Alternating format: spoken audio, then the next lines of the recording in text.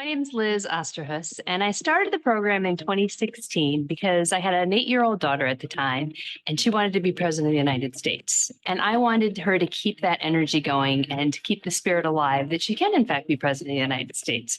Girls' self-esteem now peaks at age 9 and then begins to plummet. We want to capture them while they still believe they can do anything that anybody else can do. The program exposes them to leadership at all levels, local, state, and federal, and then they get to run their own campaign, and it's called Miss President US of their town. The winner then accompanies their mayor around town, getting to understand what it's like to be in that leadership role.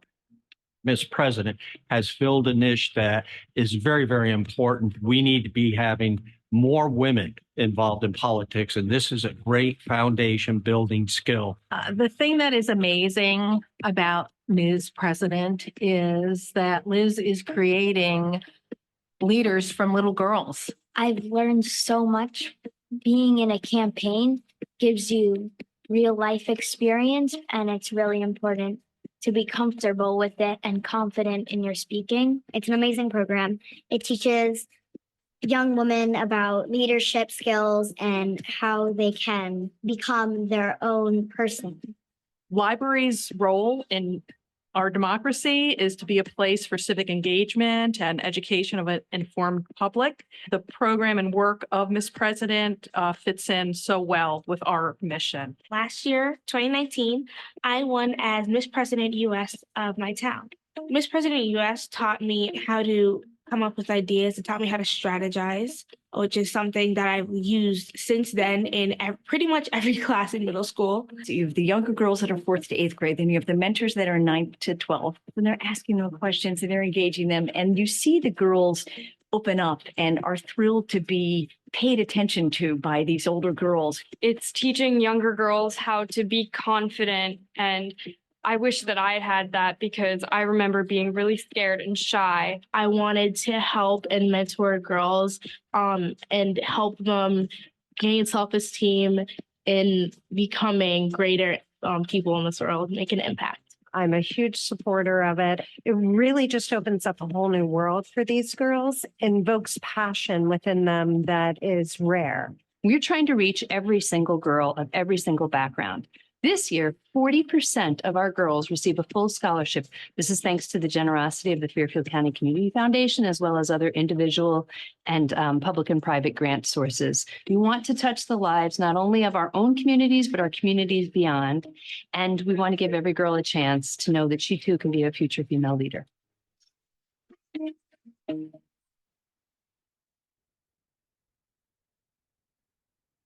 My name's Liz.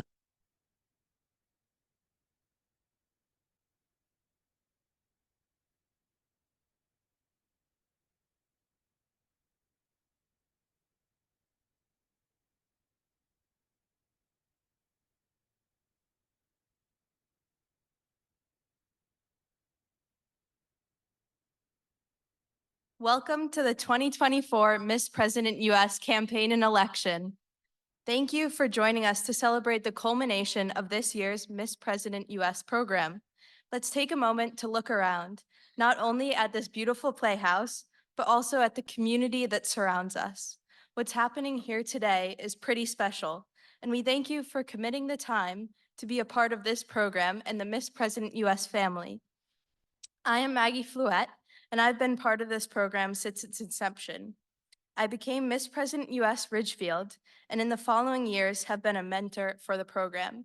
It's been truly special to go from being a girl in the program and gaining the confidence to being a mentor and helping these girls gain the confidence to lead. With me are Maddie Levy and Gopika Sheth, also mentors. Today's event will give you an idea about the content these participants have engaged with over the course of their workshops these past 6 months. We'll also be joined by some elected officials. In the main event, we will hear from 27 candidates and 12 towns running for the Miss President US of their town. There will be an opportunity for all attendees in person and online to vote for Miss President US of each town, and we'll be announcing the winners here today.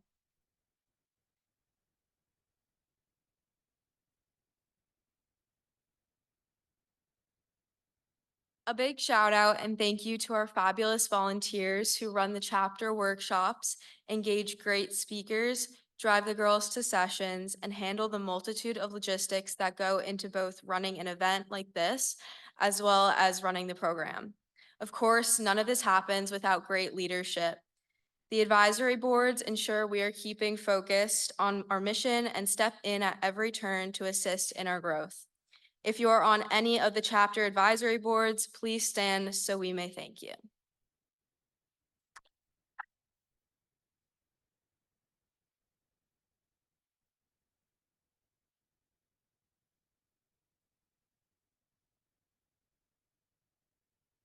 Joining us today are a number of elected officials, some of whom spoke at a workshop over the course of the year.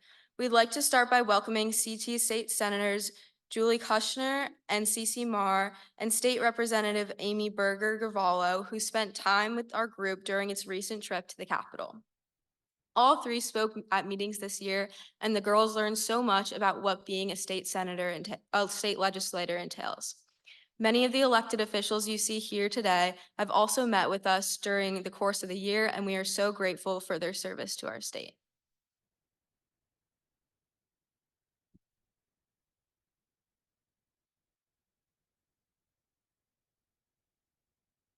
Please welcome to the stage a very good friend of Miss President US and the executive director of the campaign school at Yale, Patti Russo.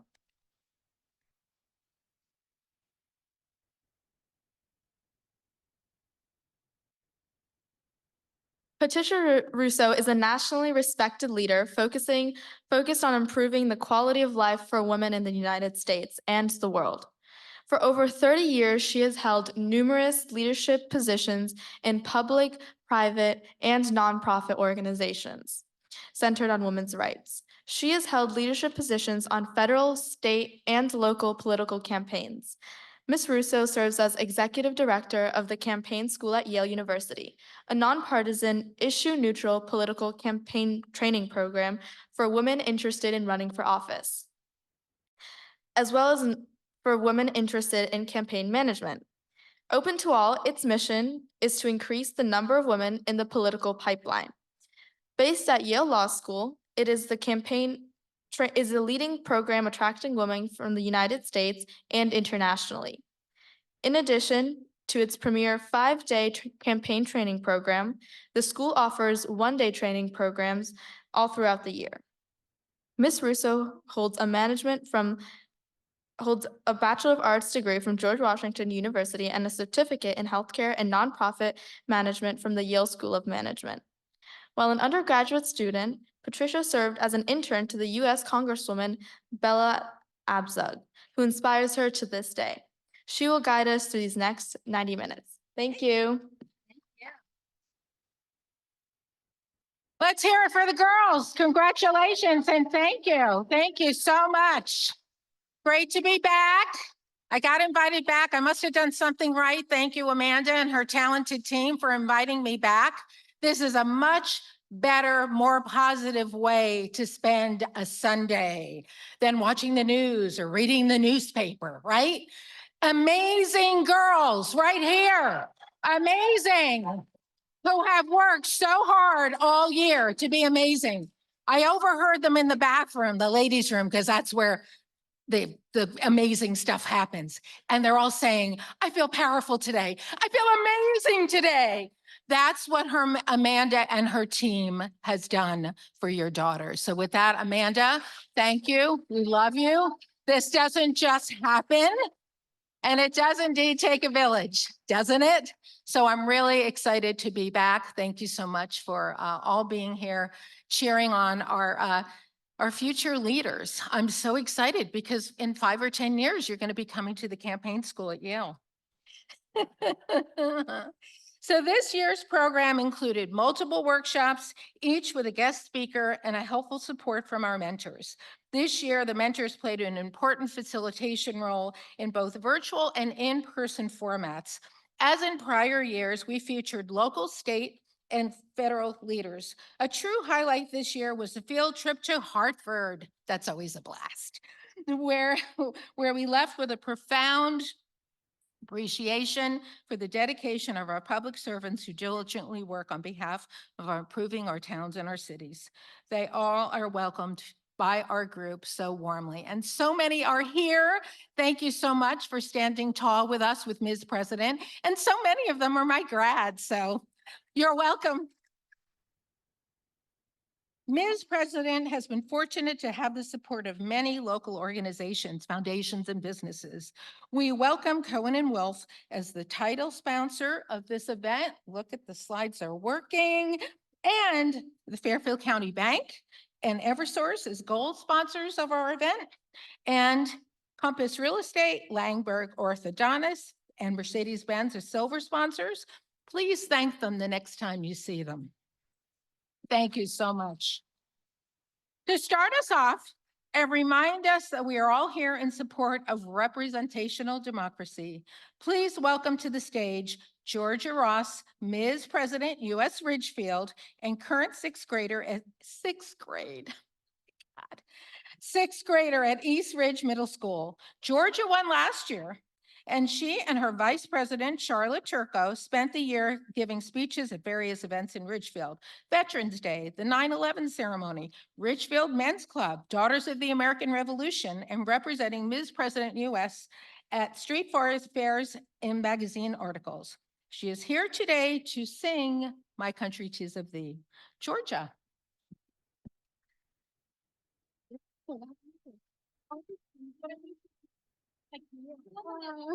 You sure? I am. Okay, that's fun.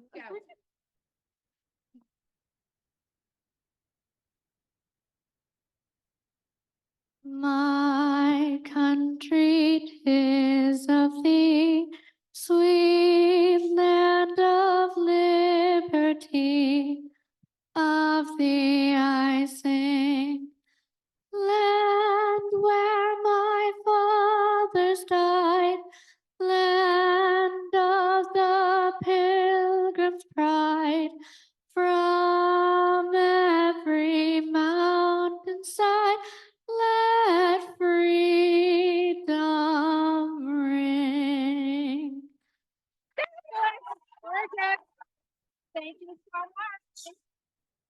Brilliant and talented. I love her. Hey. Next up, this year's program has been made possible with the dedication of our chapter leaders. Virjat Sheth, Maria Brecci, Ina Bagat, and Ellison Smith each have daughters in the program and make every workshop fun and informative. Mentors, go to the stair. What are we doing? I see flowers are supposed to be coming to the. Come up. Don't be shy. You worked hard for these flowers. Get up here. Let us celebrate you. You're welcome. Here, Maria's doing the slide. Nice meeting you. Thank you.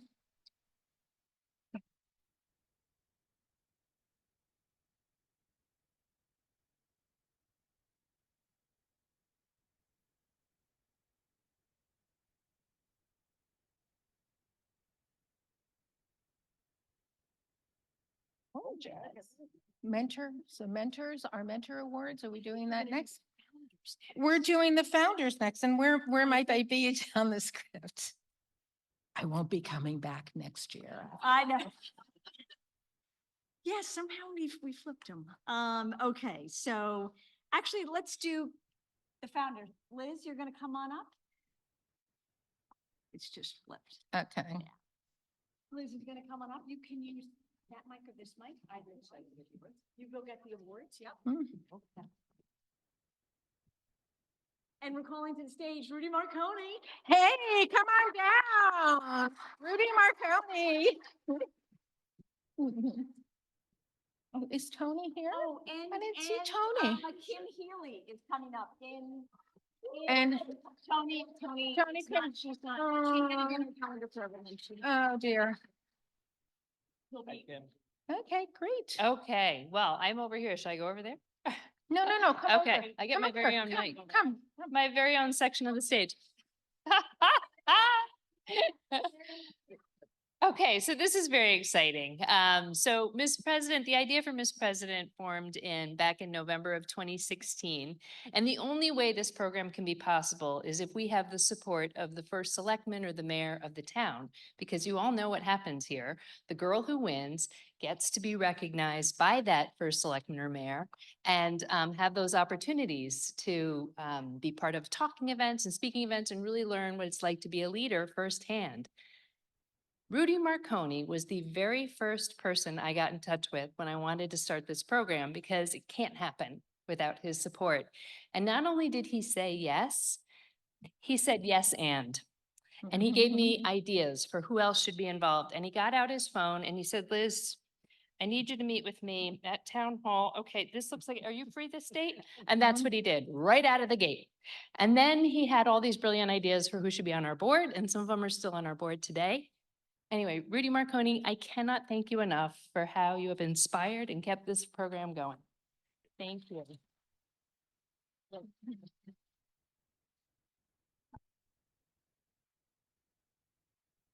Okay. I'm sad that Tony Boucher can't be here today, but I'm told that she's at UConn watching the game. So can you falter that? You can't falter that. So the second person I got in touch with was Tony Boucher. And Tony Boucher, not second only because I knew her a little less, but I knew that we needed to have representation from female leaders who are already doing very successful in their roles. And again, Tony was the same. She said, Liz, yes, and she has been a presenter at events. She's been on our board. She consistently attends. She's been a very generous donor and really exemplary in what the values are of the program. In addition, as you all may know, a very important component of this program is that it is nonpartisan. And so we have representation from both sides, from independents and from write-in candidates. It's really important. And she always has been helpful in keeping us balanced. So I want to thank Tony Boucher, and I'm grateful to Kim Healy for being here today to accept this award on her behalf. And also, Kim Healy's been super supportive of the program too.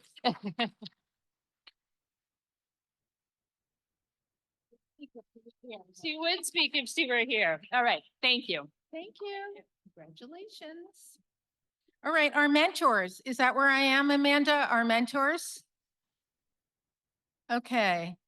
So who's coming up to present? Okay.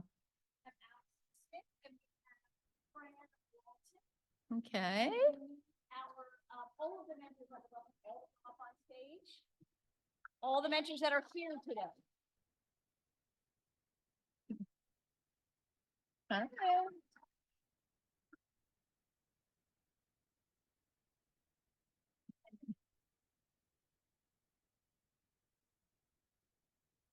Allison, do you want to come to this mic and you can speak first? And then Fran, why don't you come on over here as well?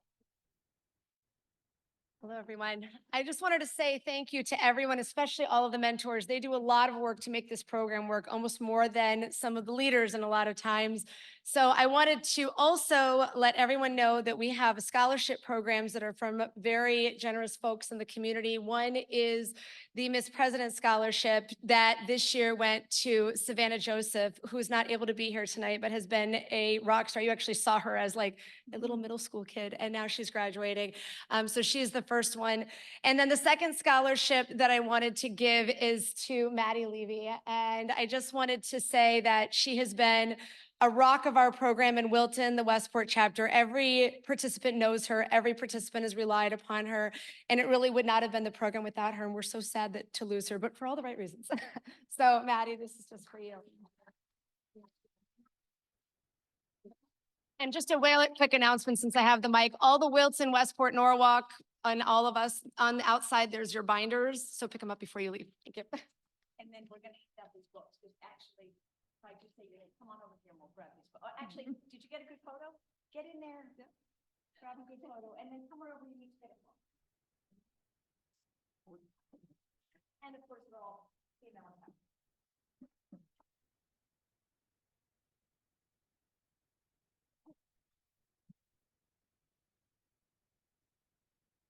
Good afternoon, everyone. My name is Fran Walton. I'm the current president of the League of Women Voters of Ridgefield. We have partnered with Miss US President pretty much from its inception because we feel that both organizations have similar goals in mind. Certainly the League of Women Voters, I think you may all know, our slogan is empowering voters, defending democracy. And we encourage everyone to register to vote, and we hope these young women will do so once they're seniors and to vote in the upcoming elections. And I do have to, we give a scholarship each year too, and the recipient this year of our scholarship is Maya Jones. Ah.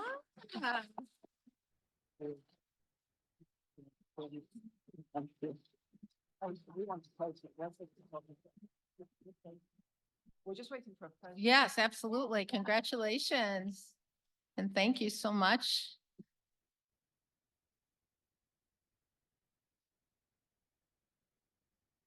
Great, thank you, and congratulations again. All right. Now, the moment we've been waiting for. All of our candidates, you ready? Yes. Feeling powerful. Powerful girls take up space, right? We're going to see that in a few minutes.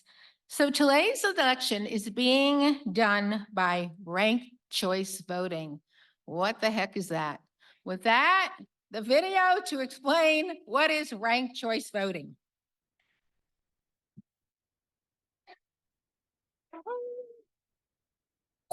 So what is ranked choice voting? In most parts of the United States, voters select a single candidate for each position on their ballot, and the candidate with the most votes wins. This is known as single choice winner take all, which can sometimes result in the election of a candidate who earned only a small percentage of the vote, even when the majority of voters supported other candidates. But that's not the only way of electing our leaders. Ranked choice voting is another voting method which allows voters to rank their candidates in order of preference. In a ranked choice voting election, a candidate needs to earn more than half of the votes to win. All first choices are counted, and if a candidate has a majority, then they win, just like any other election. If not, the candidate with the fewest votes is eliminated, and voters who picked that candidate as number one will have their votes count for their next choice. This process continues until a candidate earns a majority and is declared the winner. Let's look at an example. Here, you select orange as your first choice candidate, yellow as your second, pink as your third, and green as your final choice. The first choices are counted. Yellow earned 35%, orange 21%, pink earned 28%, and green earned 16% of the vote. Because nobody won more than 50%, the candidate with the fewest votes is eliminated, and voters who picked him as their first choice have their ballots count for their second choice. This continues until a candidate receives more than half of the votes, or 50% plus one. So what are some of the benefits of ranked choice voting? Ranked choice voting provides more choices, allowing more than two candidates to compete without fear of splitting the vote among like-minded individuals. Sometimes voters feel pressured to vote for the lesser of two evils. Ranked choice voting allows people to vote for their favorite candidate, not just against the candidates they dislike. With ranked choice voting, we see more positive campaigns and less negative advertising. Candidates are encouraged to reach out to as many voters as possible, including those supporting their opponents. They can build a winning coalition with like-minded candidates to earn voters' second and third choices. It's time to fix our democracy and make our elections work better for everybody. We can do that with ranked choice voting. Visit www.fairvote.org to find out how you can get involved. Okay, so everybody's got that, right? So now we're going to try it out. If you take out your phones and tell us what your favorite sport is that it, Amanda? I thought it was ice cream too, but I thought Amanda again was trying to trip me up here. Your favorite ice cream flavor. So let's give it a minute. There's your ballot QR code.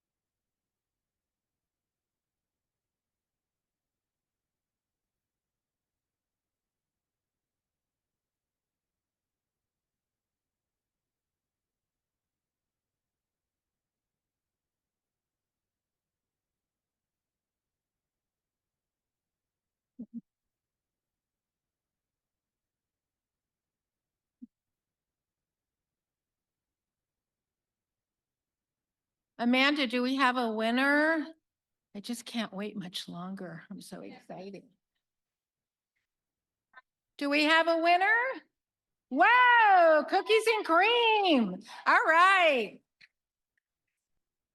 Fast learners. So this year we have 27 candidates. Is that an all-time high? Because it feels like a lot more than last year. 27 candidates running, 12 cities and towns represented. Welcome, candidates. We'll be introducing each of the candidates as we move through the program. Good luck to each and every one of you. Before we hear from the candidates, let's go over how assessing and voting will work. We'll be hearing first from the candidates in order of town. As you listen to each speech, ask yourself whether the speech was clear and easy to understand. Was the candidate prepared? Did the speech reflect a good understanding of the topic? Finally, consider how you would rate her ideas. Is her ask realistic? Is it important? So with that, I think we can no, we can't get started. After we hear all the speeches, a QR code will appear on the screen and you will access the ballot that way. So this time you'll use the 9-digit code on your ballot to access it. This is a two-factor authentication. Thank you. It works just how the demonstration ballot worked. You rate each town's candidates and then click submit. If you do not have a smartphone or device to access the ballot, ask a friend to borrow theirs. As long as you have a one-time use code, you can vote. Okay. And it's all right. I think we're the first 4 candidates. I think we're ready. Maria, we're ready? All right.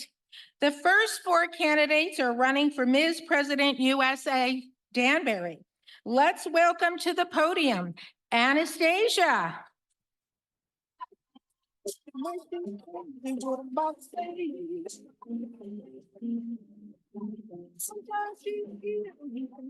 You're on. Hi, my name is Anastasia Augusto. I'm from Danbury, Connecticut. My platform touches on gun violence prevention. How I'll take steps towards this is I will start talking more to people just like I'm doing right now and just informing people on what I would like to do.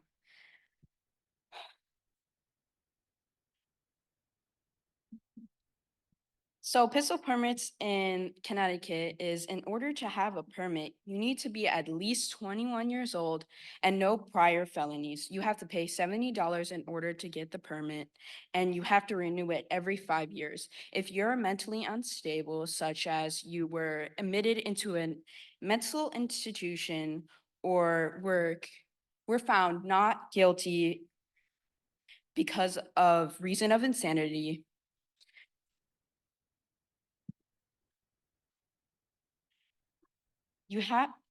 if you want to carry it on yourself, you have to get a permit called supplementary firearm.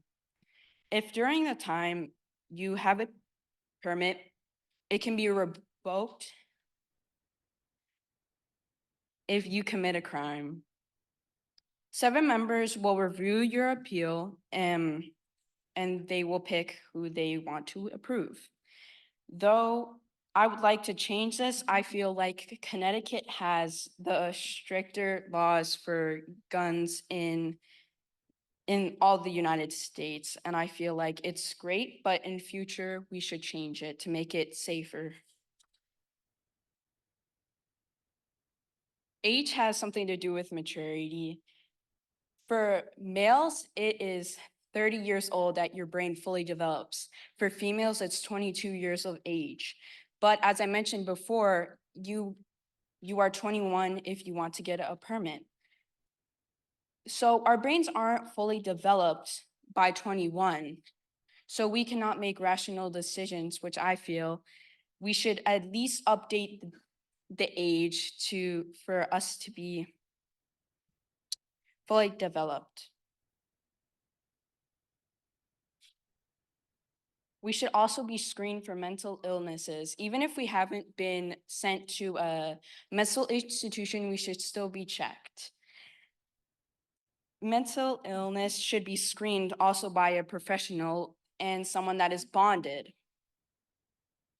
From the Mayo Clinic, mental illness can begin at any age, from childhood through later adult years, but most cases begin earlier in life. From mind.org.uk, diagnosis after 1 or 2 appointments can be shown, which that is why I think it is very important for us to be screened. In conclusion, these just few steps or enhancements that we can make to this permit in Connecticut can help save innocent lives and allow children to feel safe in school and community events. Thank you for your time. Thank you, Anastasia.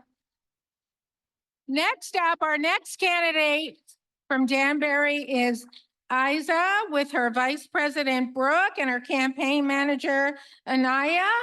Please step up to the stage.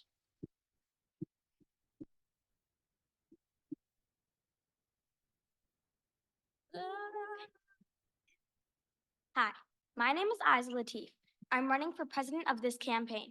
My name is Brooke Brees. I'm running for vice president. My name is Anaya Latif. I'm running as campaign manager. 4,000 teens die each year of distracted driving. It is the #1 cause of death for teens. Before I know it, I will be driving. And what I know about driving as of now is what I have learned by my parents and other drivers. From January 2020 to October 2023, there have been approximately 19,000 car crashes in Danbury and our neighboring towns. The thing about distracted driving is that it is 100% preventable. After spending time learning from a nonprofit organization called Impacting Drivers, teaching safe practices, and the key is we can start teaching the safety precautions starting at a young age. Over the last few months, we have been meeting with various stakeholders, including Mayor Alves, to create a safe play park in Danbury. It is a research-based park that mimics roadways. Our goal is to create this park with the help of our community. When we met with Mayor Alves 2 months ago, he indicated that money was an area we would have to think about. So we made it our mission to learn about programs that could help. Impacting Drivers helped us write a grant proposal. For us, creating this park is about teaching kids at a young age the behaviors on the roads. The Safe Play Park will not only benefit kids, but it is a dedicated space designed to host community-based safety events, catering to a diverse range of age groups, including those aged 50 plus. It will serve as an ideal venue for various initiatives, such as National Night Out, car seat giveaways, bike rodeos, toy drives, blood drives, and mobility events, with a focus on youth-oriented traffic safety initiatives like bicycle safety programs, pedestrian safety programs, and car seat inspection stations. It aims to educate participants, provide enjoyable experiences, encourage family involvement, and facilitate meaningful connections within the community. We have also been reading books about safe driving to preschool children and hope to share these books with other schools in the area. Before we leave today, we want to share our PSA video with us.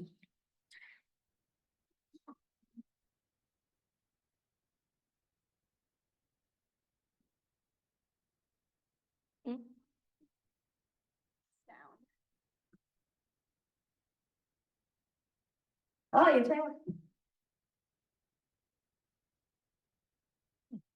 Hey, buddy. Oh, you're saying with the cars? Well, let me show you the real way and the safer way. So, we're driving and there's a red light. What do we have to do? Now, there's a lady and she has to cross the road. So we have to wait. And make sure that when you're at the red light, you don't pull out your phone. That's the safe way to drive.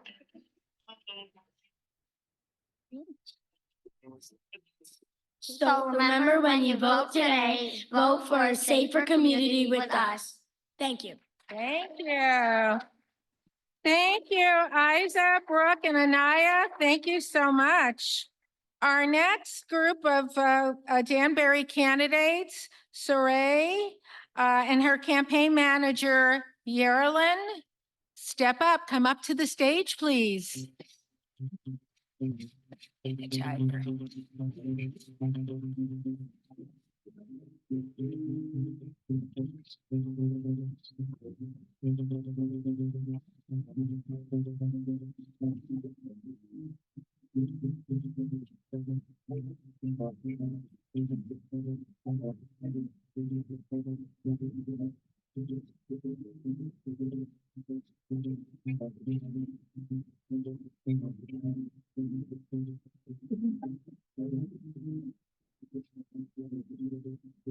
Right.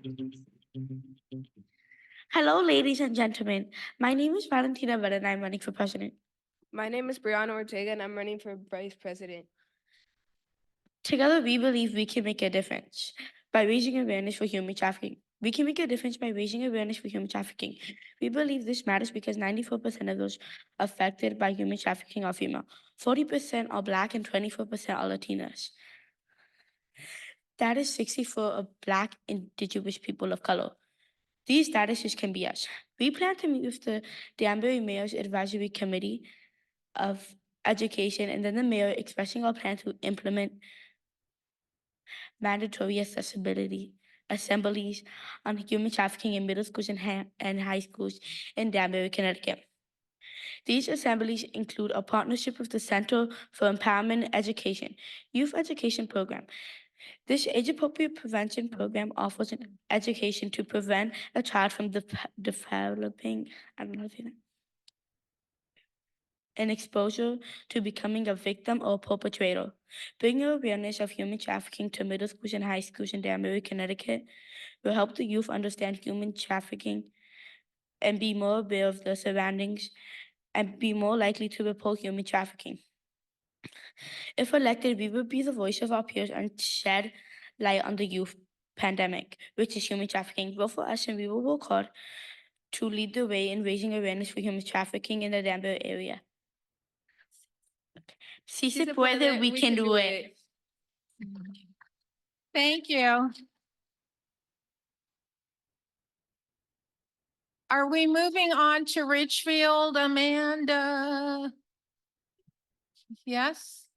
We're moving on to Ridgefield. Ridgefield, our Ridgefield candidates. Our first candidate running for Ms. President Ridgefield, USA is Charlotte, and her Vice President, Kelly. Welcome, team.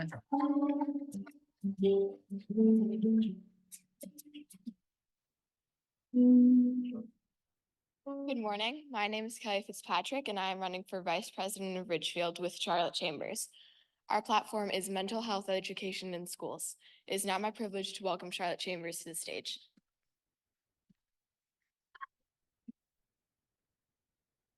Hi, I'm Charlotte Chambers, and I'm running for Miss President of Ridgefield. My platform is mental health education in schools. This is such a prevalent issue today because kids have minimal stress and anxiety until they get to middle school, where it's all thrust upon them with tons of homework, activities, pressure, and time management. To fix this, I plan to bring professionals into 4th and 5th grade classrooms to discuss the topic of mental health and introduce coping strategies so when kids get to middle school, they feel more prepared. This is the ideal time because if mental health is introduced too early, children won't be able to remember to apply these strategies and they could get scared with these new feelings. For middle school, I would like to start a more efficient way to communicate the availability of guidance counselors by creating a schedule each student can view. They can find a time to meet with the guidance counselors when necessary. This picture is an example of what it could look like. It is time blocked, so there is no private information shared, like names, but it still conveys when the counselors are available or not. Anything from with a student to in a meeting to just not there. I have already talked to my guidance counselor about it, and she thinks it would really help with the problem all guidance counselors face. I chose this platform because I have watched the struggle so many kids go through in middle school, especially my best friends, and I have to help. Introducing more information in 4th and 5th grade classrooms, as well as easier access to counselors in middle school, are effective ways to help with mental health issues in school. Thank you. Thank you. Thank you so much, Charlotte and Kelly. Next up is from Ridgefield, Namya, and her Vice President, Kate. Step up to the stage, please. Amazing, turn a phrase into a weapon or a drug. You can be the outcast, to be the backlash of somebody's lack of love. Or you can start speaking up. Nothing's gonna hurt you. Hello, my name is Namya Jahan, and I'm running for Miss President U.S. Ridgefield. And I'm Kate Kumar, and I'm her vice president. We are running with the platform of cyberbullying. First off, what is cyberbullying?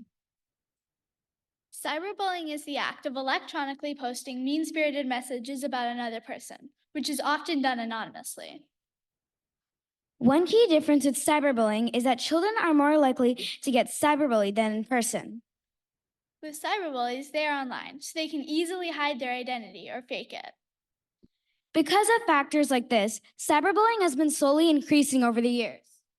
It has increased by 55% since 2015 and has nearly tripled since 2007. 92% of Americans think cyberbullying is a problem. Based on a recent study, there will be a nearly 73% increase from now to 2030. Cyberbullying has many negative effects, such as anxiety, anger, depression, isolation, and exhaustion.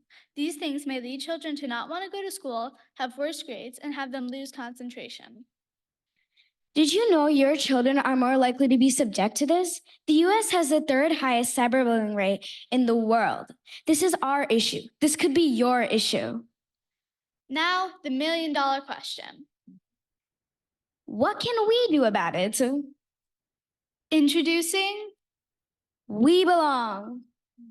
We Belong will be a cyberbullying club that educates students about cyberbullying. It'll have an after-school program that will have all sorts of activities teaching about cyberbullying. We Belong will also do all sorts of fundraisers for programs already working against cyberbullying. We will also have a cyberbullying day where we teach kids about cyberbullying. We will also talk 2 times a year in Scottsridge and Eastridge Middle School to families. This talk would be called the PEP Talk, or the Parent Education Presentation. The PEP Talk will educate families about the dangers of cyberbullying. Another thing we would like to add is the Cyber Cell.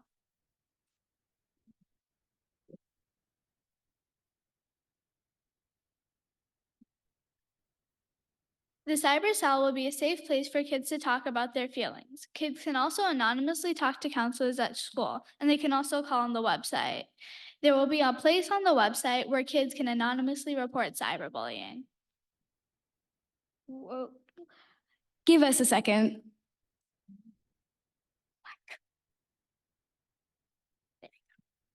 Condoleezza Rice once said, "What you know today can affect what you do tomorrow, but not what you did yesterday."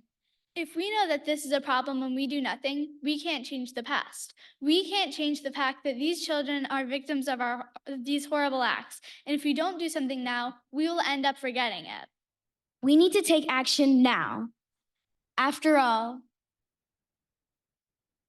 we belong. Thank you for your time. Thank you, Namya and Kate. Thank you so much. Our next candidates from Ridgefield for Ms. President USA, Hannah, and her Vice President, Harper. Welcome. Through the wind, wanting to start again. Do you ever feel? Hi, my name is Hannah Sue, and I'm running for Ms. President of Ridgefield. Hi, I'm Hannah's Vice President Harper Coleman. Our community issue is disconnection among the youth. Disconnected youth refers to people aged 14 to 26 who are not engaged in work or education. Currently, there are 5.5 million U.S. youth ages 16 to 24 who are not in school or working. In Connecticut, about 119,000 youth were disconnected in 2022. This alarming number indicates that 1 out of every 5 young individuals belongs to this vulnerable population. Young people are important to our future community. When young people are disconnected, it's harder for them to find good jobs or be happy later on. In fact, Dalio Education, one of the organizations trying to fix this problem, has called it Connecticut's unspoken crisis. There are multiple reasons why some young people are disconnected. For example, they no longer have once accessible services. Some students can no longer attend school or after-school activities that were once free or accessible to them due to the change in busing services. This can make students not want to go to school or the activity if the distance between home and school is exhausting. Another reason why young people are disconnected could be due to their struggling at school post-pandemic. This may make them want to drop out because they are falling behind at school and catching up by themselves seems so difficult.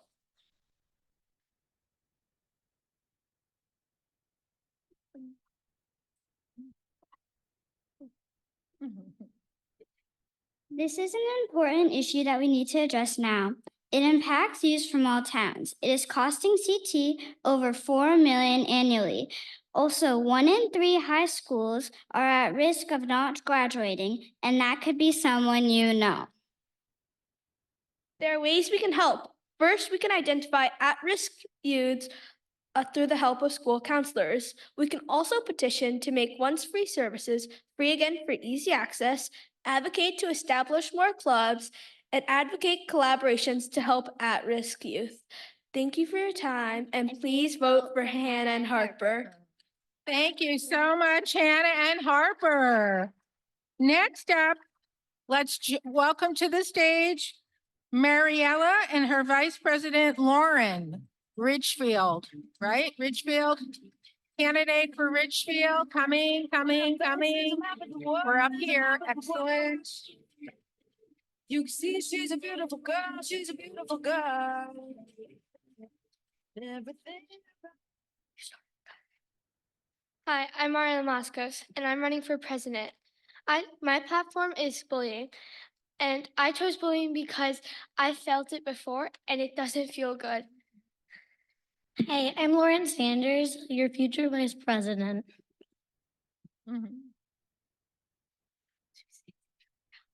Stop. Why are you bullying me? A presidential campaign to stop bullying.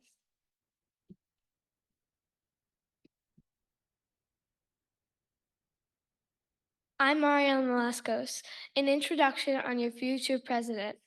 Hi, I'm Mariela Moscos, a student at Farmville Elementary School and hopefully your future president.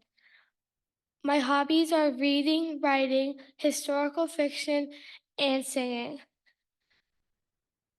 I have 2 sisters, Zoe 6 and Ava 4, and my mom and dad are Joanna and Charles. Hi, I'm Lauren Sanders, hopefully your future vice president. I like reading, running, and drawing. Think to yourself, have you ever gotten bullied? Maybe you've changed yourself for that. Maybe you've changed the way you look. Maybe you changed the way you feel.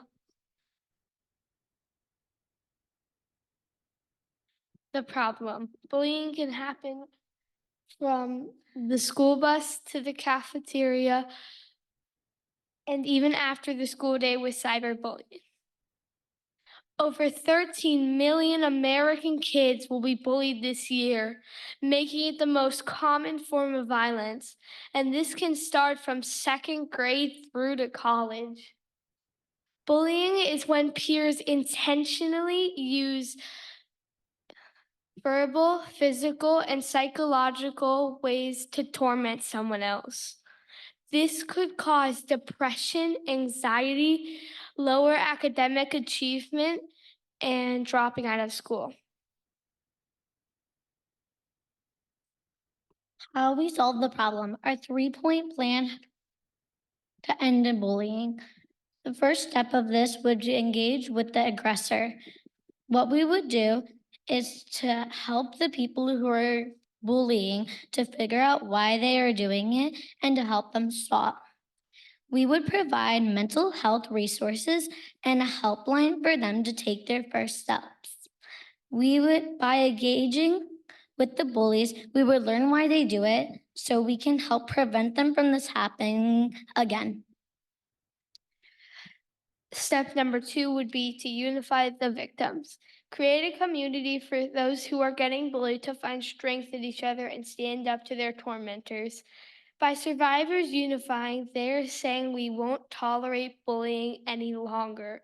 Step number 3, prevention and resources. We would like to create a helpline at each school so anyone getting bullied can call in to share their grievance. They would get signed up for such sessions where they will interact with others who are getting bullied and learn how to deal with the bully and their own emotions. But the goal is to also help the bully by inviting them to attend sessions, asking questions about why they are doing it, and learning how to stop the pattern. This will also act as a record to hold the bully accountable so it doesn't go unnoticed. And if the bully doesn't stop, even with help, there is proof for further repercussions like suspension. What you can do to help: tell an adult, avoid the bully, find a healthy realist to not be angry, act brave, walk away, and ignore the bully. Talk about it, build confidence, create a community. You're not alone. Always speak up and set help. We hope you vote for us. Thank you for your time. Yes. Thank you. Thank you so much, Mariella and Lauren. Next up, let's welcome to the stage Yutang and her Vice President, Oriella, from Ridgefield.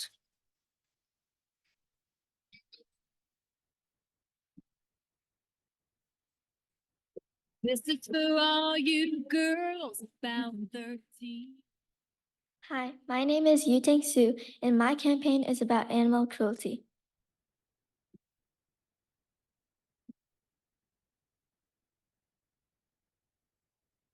Hi, my name is Riley Ayon, and I'm her vice president. Our mentor is Charlotte Fandrick. The first time Aurelia's friend brought it up, I thought, you know what? Why shouldn't I come here and talk about this subject? What is animal cruelty? Would you want to see your pet or any animal getting abused? If not, then you should pay close attention to this presentation. Well, you might think, what is animal cruelty? Animal cruelty is causing harm to an animal, whether by purpose or by neglect. Most animal cruelty is to dogs, cats, horses, and farm animals. You might be wondering, what are some examples? Some examples are animal fighting, overworking an animal, torturing an animal, doing tests on animals, neglecting animals, and much more. When an animal is tied up or caged and cannot move, that is another example of animal cruelty. If you have a pet, I don't think you would want it to go through something like this or any animal in general. Now you may ask, how do I know if an animal has been through animal cruelty? One thing you may notice is poor body condition. Some examples are having a filthy coat, being underweight if the bones are visible, limping or unable to walk, and many others. Why do you need to care? It is a very serious matter because we don't want animals getting terrified of us and hating us. We want them to be our friends and be comfortable enough to ask for help. It is not right for animals to suffer. It is common for animal victims to be in poor health, making them less likely to get adopted and find a loving home. Animal cruelty has been recognized as a big problem since 1822, and it has been 200 years, and we still have not learned from our mistakes. We should not make it 300 years. We should stop now. How can you help? If you ever encounter someone abusing an animal, immediately call ROAR or 911. How does this affect our community? Animal cruelty can lead to a negative vibe in our community and can lead to our community feeling unsafe and harmful, which is not a good thing. What is our plan? In spring 2024, we will win the election. In the summer, we will make an anti-animal cruelty website with videos and a donation page. In the fall, we will work with the first selectman, Ruby Marcaroni, to send our website and videos to all the people living in Ridgefield and ask him to help put this issue in the newsletter and magazines. In the winter 2024 and 2025, we will work with Dr. Da Silvia to put the website in the RPS newsletter and educate the students, publish a fundraiser, and through the fall and winter, we will organize art and writing competitions to get kids interested about helping stop animal cruelty. So that Please vote for us. Thank you, Yu-Tang and Aurelia. Thank you so much. Our final candidate from Ridgefield, Charlotte, and her Vice President, Ashna. Step up to the stage.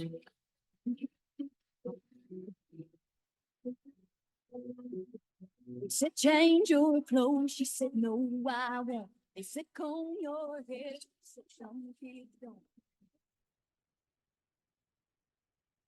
Hello, my name is Charlotte Turco. My campaign is about helping Ridgefield to create a youth fitness and exercise program.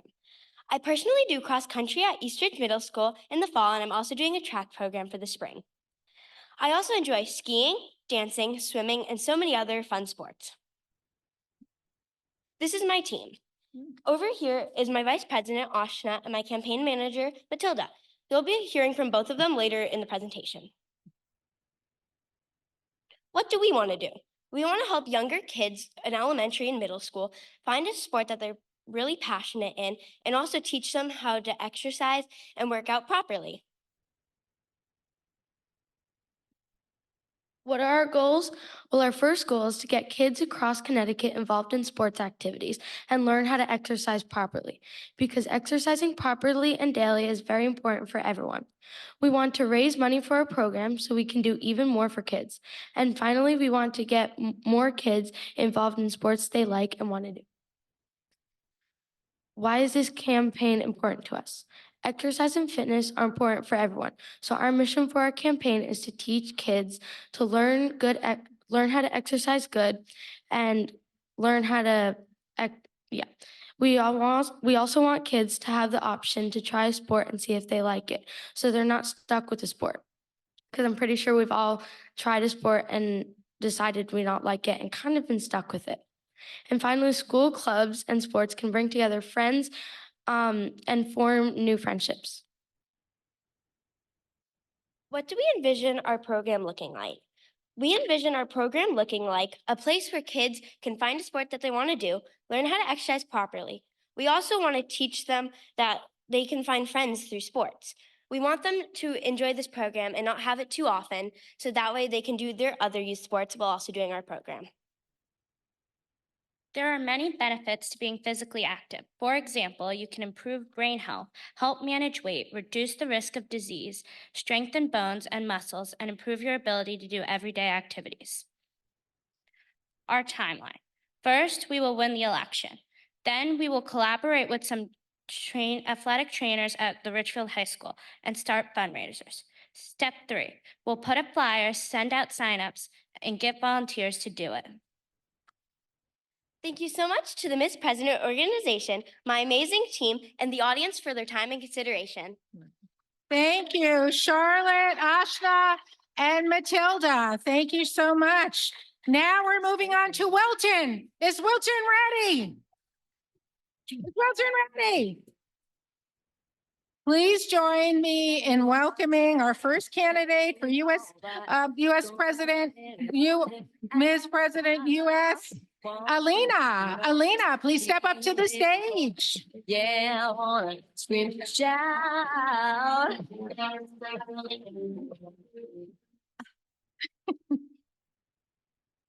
Hi, I'm Alina Vanderi, and my topic's on green energy.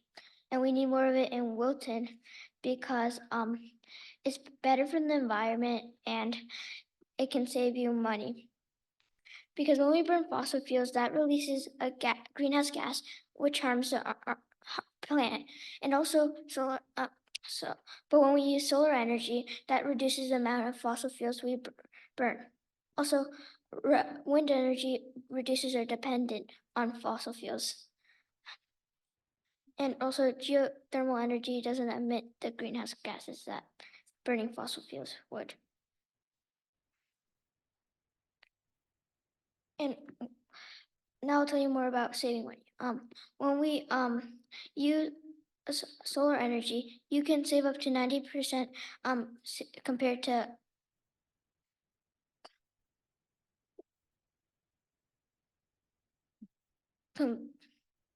conventional energy. Also, when you use wind energy, you can save up to 50% with when you use wind energy. Convention. And also when you use geothermal energy, you can save up to 60% compared to conventional energy. Now, here's some facts on the following slide about the benefits about green energy. And thank you for your time. Thank you, Alina. Next up from Wilton, Alina and her Vice President, Neva. Alina, step up. Oh, here they're coming. Under a tree under skies that big city heights, I felt you walk right through me. Hi, I'm Alina Gill, and this is my Vice President, Neva Banderi. We're running under the campaign Children's Literacy. I bet you're wondering, what is children's literacy? Well, children's literacy is the foundation for reading, writing, communication, and socializing. Well, why is children's literacy so important? It's because it's what we use to learn and grow. And without it, many people could not achieve many things.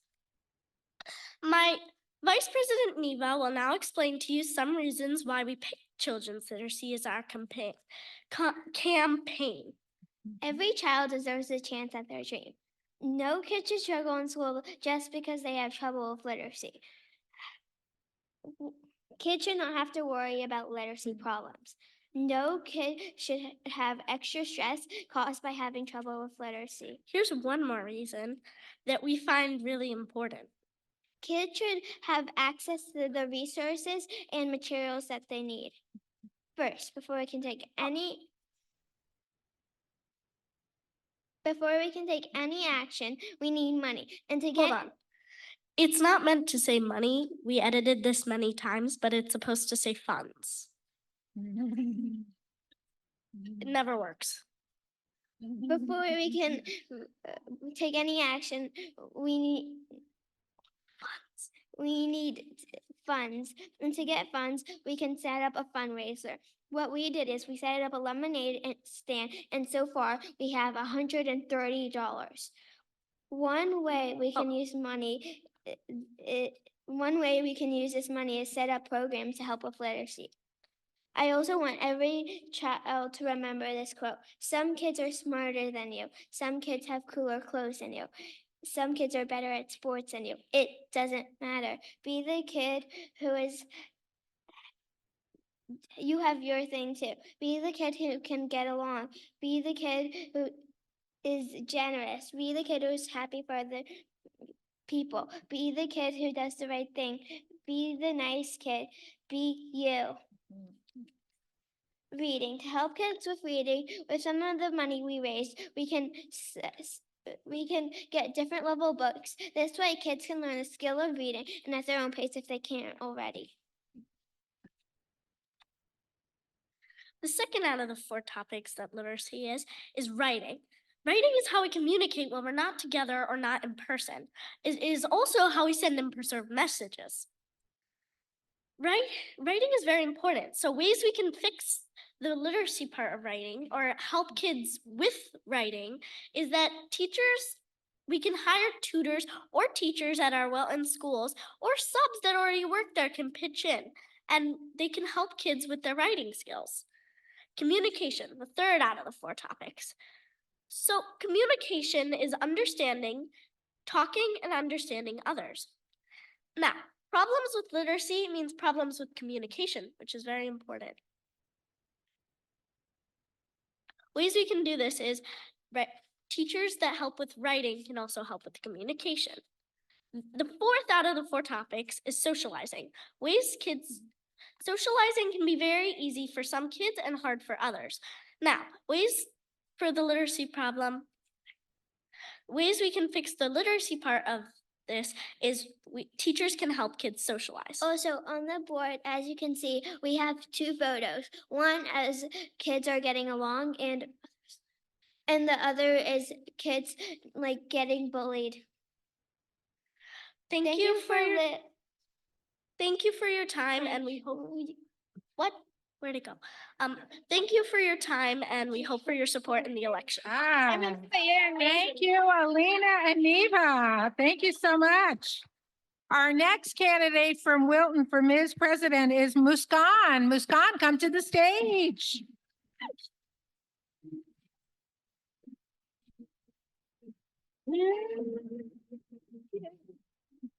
Hello, everyone. My name is Muskan Carla, and I'm a 7th grader in Wilton's Middlebrook Middle School.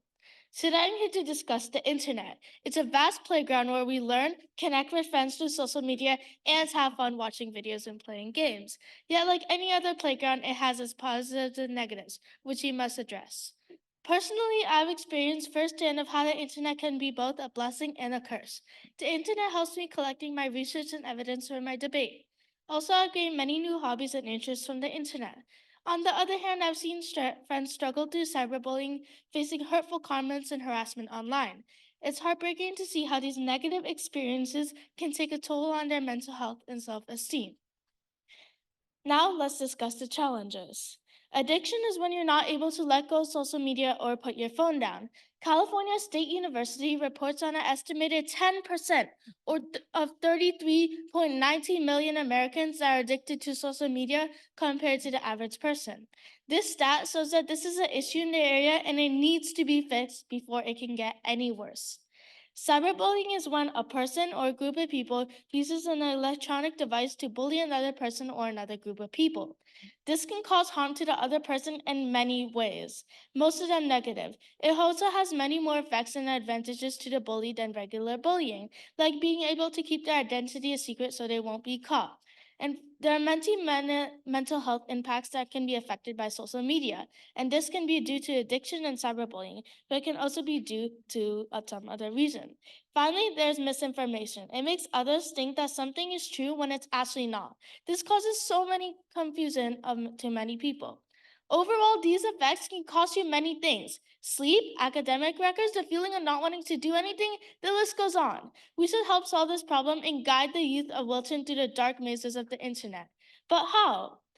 As Ms. President, I will make a balance of social media by introducing an internet awareness curriculum.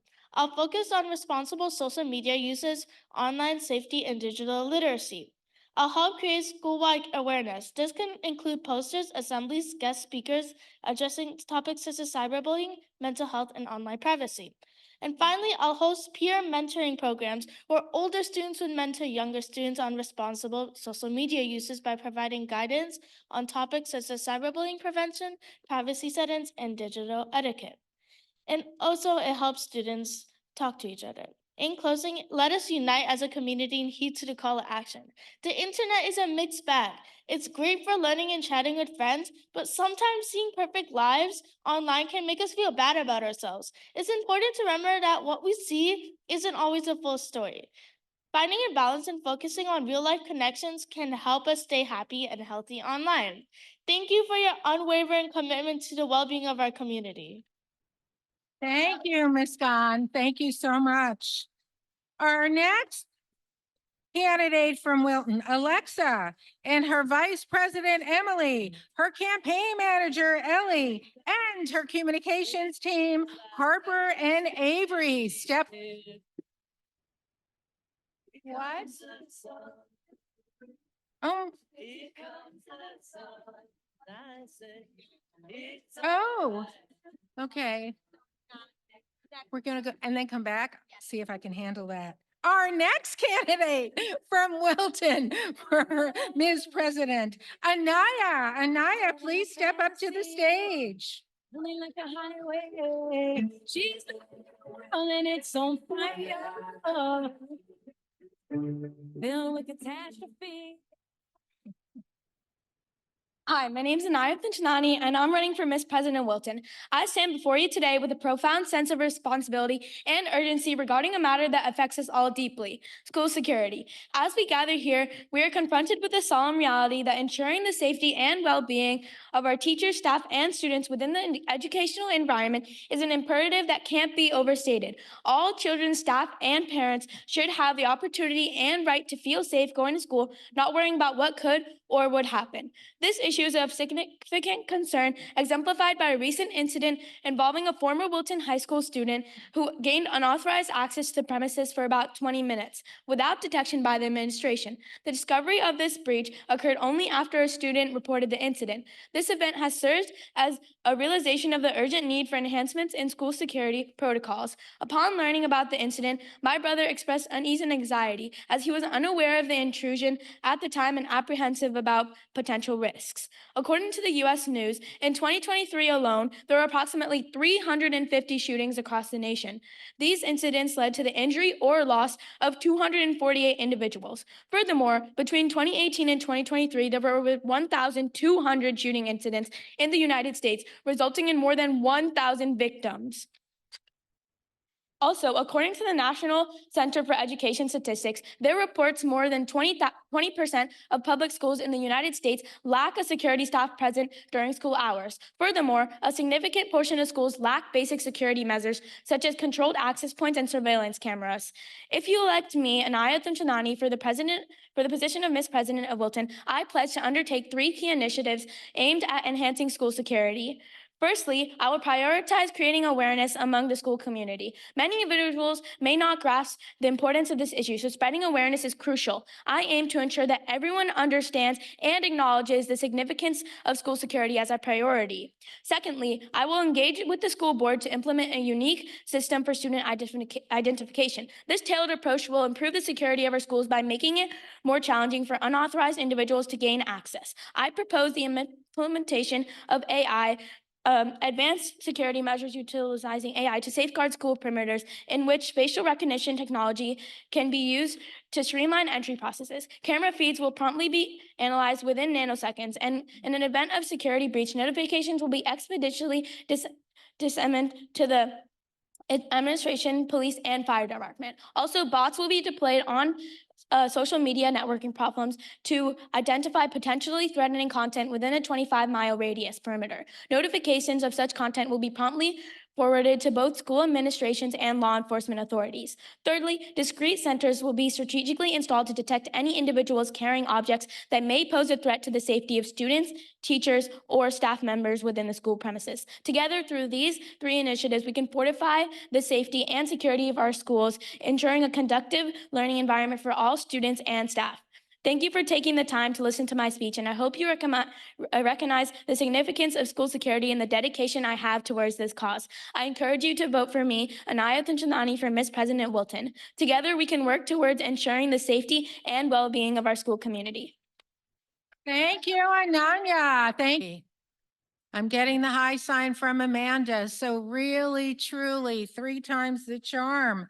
Let's welcome to the stage Alexa, her Vice President, Emily, Campaign Manager, Ellie, and Communications Team, Harper and Avery.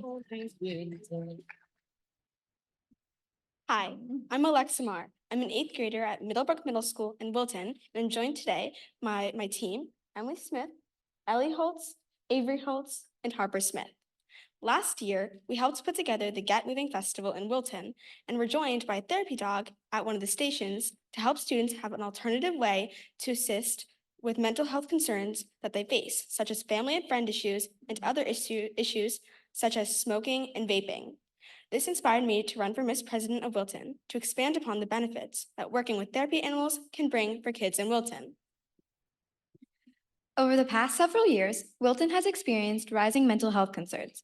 According to the Connecticut School Health Survey, more than a third of high school students have reported having felt sad or hopeless, and more than a quarter reported that their mental health was not good. At the same time, only 22.3% of students said that they can get the help they need. While Wilton and other towns have received state grants to support mental health programs, not all health programs will reach all students or will resonate with the ones that they do reach. Wilton was even a featured school system in a recent book, Never Enough, When Achievement Culture Becomes Toxic and What We Can Do About It. That highlighted the pressure placed on kids in Wilton. In 2019, Principal Lauren Feltz introduced therapy dogs into the Middlebrook School in Wilton in the library to provide comfort and to be non-judgmental listeners for children with trouble reading. The results were positive. The program was run in conjunction with the North Star Foundation before it was suspended due to COVID shutdowns. The North Star Foundation is a national organization that has a mission to help children that face social, emotional, or educational challenges with animal-assisted therapy and school visits. They have created over 400 assistance partnerships around the world and have shown success. Stroking, hugging, or touching a loving animal can quickly calm you down when you're stressed or anxious. It can ease feelings of loneliness, and according to the New York Times in 2023, twice-weekly sessions with a dog and its handler lowered cortisol levels in children and reduced overall anxiety. If my team is elected Miss President Wilton, we will work to reintroduce therapy dogs to students in Wilton schools to provide a fun and proven technique to help reduce stress, anxiety, and feelings of loneliness. In our year as the elected Miss President team, we will partner with Trackside to develop a program that will allow kids to come and meet with a therapy dog 5 times per semester, and even perhaps revisit the partnership with the North Star Foundation as a way to bring this back into the school system. Thank you for voting for us and helping us bring WAG to wellness to Wilton. Thank you. Thank you. Alexa, Emily, Ellie. Yeah, Alexa, Emily, Ellie, Harper, and Avery. Now we're going to move on to Bethel. Is Bethel ready? Bethel, please welcome Suhana to the stage, Ms. President candidate from Bethel. And all those things I didn't say, cracking bones inside my brain. Screaming them loud tonight. Can you hear? Good afternoon, everyone. My name is Suhana Gutta, and I'm running for Miss President US for the town of Bethel. The issue that has been brought up to my concern is the lack of healthy vegetarian food options in school lunches for the culturally diverse community. Being a vegetarian myself, I noticed this issue long before I joined Miss President US. Now, as my first year of running, I hope I can change this.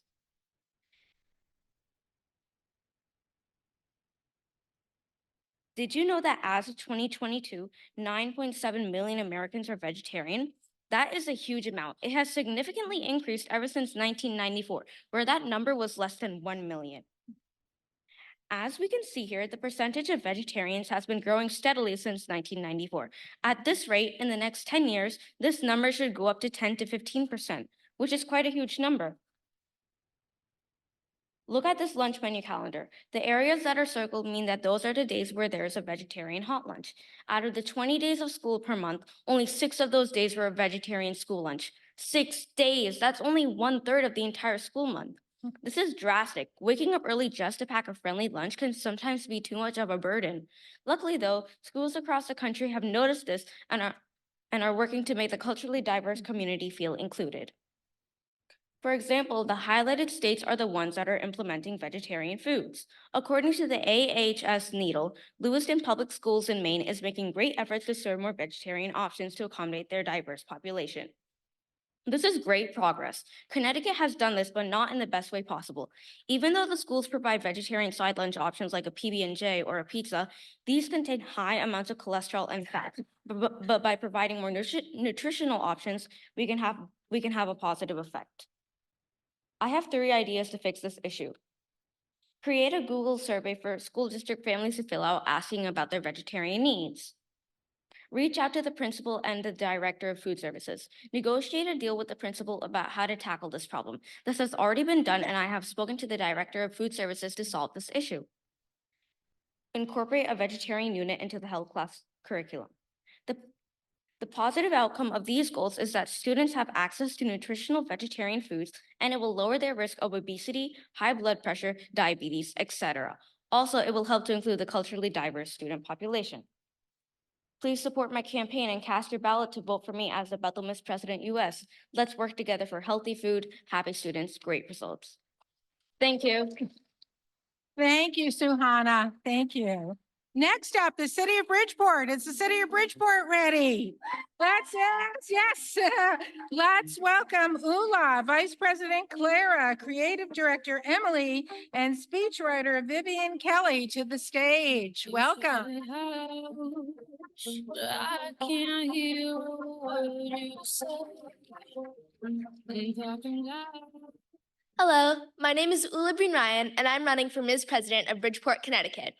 This is my Vice President, Clara Scotto, my Public Relations Director, Vivian Kelly, my Creative Director, Emily Smith, and my slideshow manager, Ellie Holtz, and we care about literacy for children. I've done literacy work for kids in Bridgeport shelters for the past 4 years with my organization Reading Treasury and want to continue the impact of that work. If you elect me for Ms. President, my team and I will host a book drive and fundraiser for preschools and early childhood centers in Bridgeport. Reading gives kids and adults more emotional maturity, as well as many important skills. Books can also help with other aspects of learning and support a positive self-image. This impacts mental health well, and succeeding in school can help a kid succeed for the rest of their life. Only 18% of kids in Bridgeport elementary schools got reading scores that showed a full understanding, and 33% of students in Bridgeport can read at a standard grade level. According to the First Book website, when teachers gave students more diverse books, their test results were much better. When kids are starting school, all of these benefits are even more important because they build a base for the rest of their lives. Statistics show about 80% of kids in poverty struggle with reading, and the literacy rate for the USA is 79%. If kids start to read books at a young age, that stays with them and helps them with reading later on. The goal of this fundraiser and curated book drive is to collect enough diverse and inspiring books to donate to preschools in Bridgeport. To do this, we will host an event where people could bring their books and donations. This way, older kids can pass on books that inspired them when they were this age, and, if they want to, even leave a message for the recipients of the books.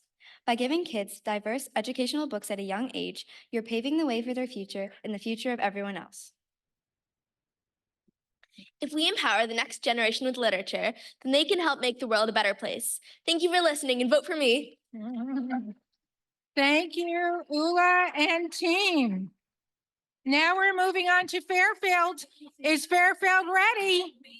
Fairfield ready? Let's welcome our next candidate from Fairfield, Avery, her Vice President, Emily, Creative Director, Ellie, and Campaign Manager, Alexa, and Communications Director, Harper. Welcome. There they are.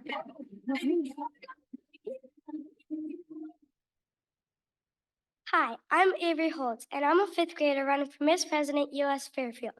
My team includes Emily Smith, Alexa Marr, Ellie Holtz, and Harper Smith. Last year, I was Miss President Fairfield, and I ran on a campaign to help make kids aware of crimes and theft that are happening in Fairfield neighborhoods. This year, I wanted to take that same idea to a level that impacts everyone in this room: internet safety. Individuals in every town represented by Miss President US are potentially impacted and attacked every day by cyber frauds, and I want to bring awareness of these concerns and work to make our community safe. In December 2023, a Washington Post article detailed a list of over 5,000 documents that were leaked from a Russian defense contractor and referenced Fairfield as a place to find network vulnerabilities. While it wasn't clear if this was Town of Fairfield or was a code name, it shows just how close to home cyber attacks can be. In 2020, Connecticut's Attorney General's office recorded over 1,000 breaches that affect about 546,000 state residents.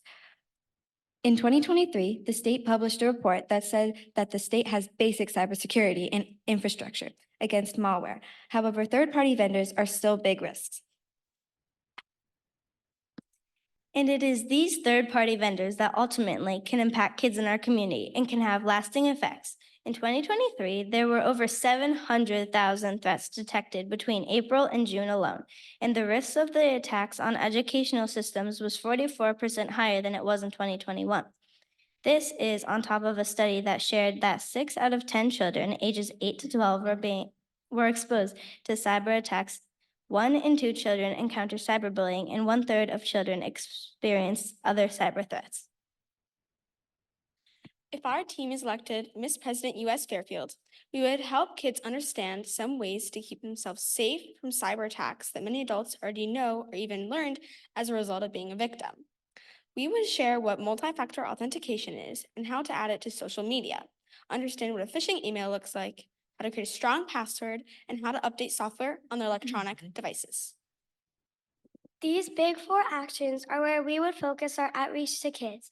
We would create a flyer and share it with school and town officials to share with schools and organizations such as Girl Scouts and Boy Scouts locally.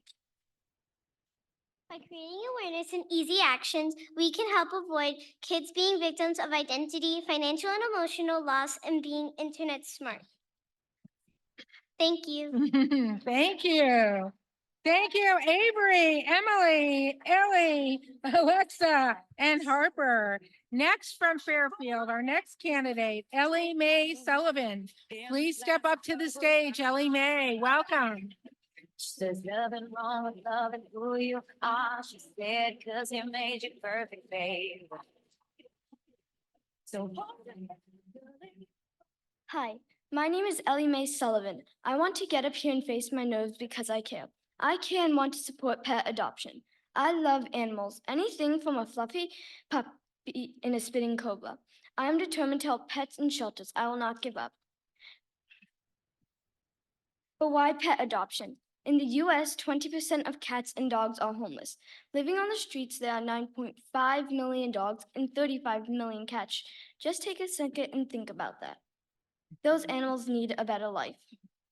To get to know my topic, I interviewed a few people who have adopted multiple pets.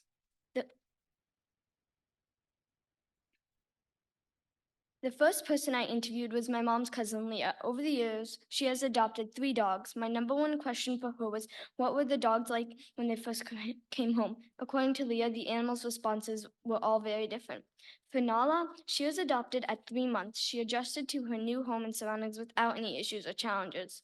For Hobbs, the second adopted dog, he was adopted at 6 months old after he was found by the shelter and was suffering from a severe case of mange. He had to be isolated because of the contagious nature of mange. He didn't have much interaction with his little mates. Given this in his frail beginnings, he was a very, very shy puppy. This presented many challenges as his new owners. They had to slowly gain his trust, which took several months and years of work with a dog rehabilitationist. But as you can see, with a good home and dedication, any dog or any animal for that matter will be happy. The second person I interviewed was my mom's neighbor, Brooke. She has adopted multiple dogs and cats over the years. My main question was, where did you adopt them, and was it easy? All of her dogs have been adopted from Save a Lab. Brooke said to adopt a dog, you first need to go to the Save a Lab website and see what dogs are ready to be adopted and show your interest. Then they ask you questions like, is your yard safe? Then finally, when everything is in order, you drive up to them and pick up your pup. In conclusion, all animals need a kind and loving home. That is why if I win Miss President, I will have a booth and give out handmade dog bandanas and collect donations at a big local park event. All the proceeds will go to Save a Lab and local shelters in need. Even if I don't win Miss President, I will still do it because I care about pets getting good homes. Thank you so much for voting and supporting for me and my platform bandanas for Buddy. Thank you, Ellie Mae. Thank you so much. Okay, moving on to Hamden. Is Hamden ready? Is Hamden ready? Let's welcome to the stage Grace. Here comes Grace. Grace, welcome. Here come that news talking this and that. Hello, everyone. My name is Grace Prambley, and I want to be Miss President of Hamden. My campaign is for autism awareness among elementary school students. The main reason why I chose this topic is because most kids do not know much about autism. They might know more about Down syndrome than autism and might think that it is not important when it is. Did you know that autism is found 4 times more in boys than girls? Or the first ever known case of autism was Donald Triplett, who was just 10 years old when Dr. Leo Kanner diagnosed him with autism. Oopsie daisies.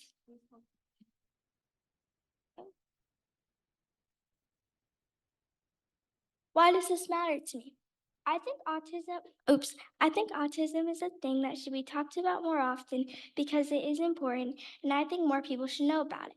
Now, before I start talking to you more about autism, you might be thinking, what is autism?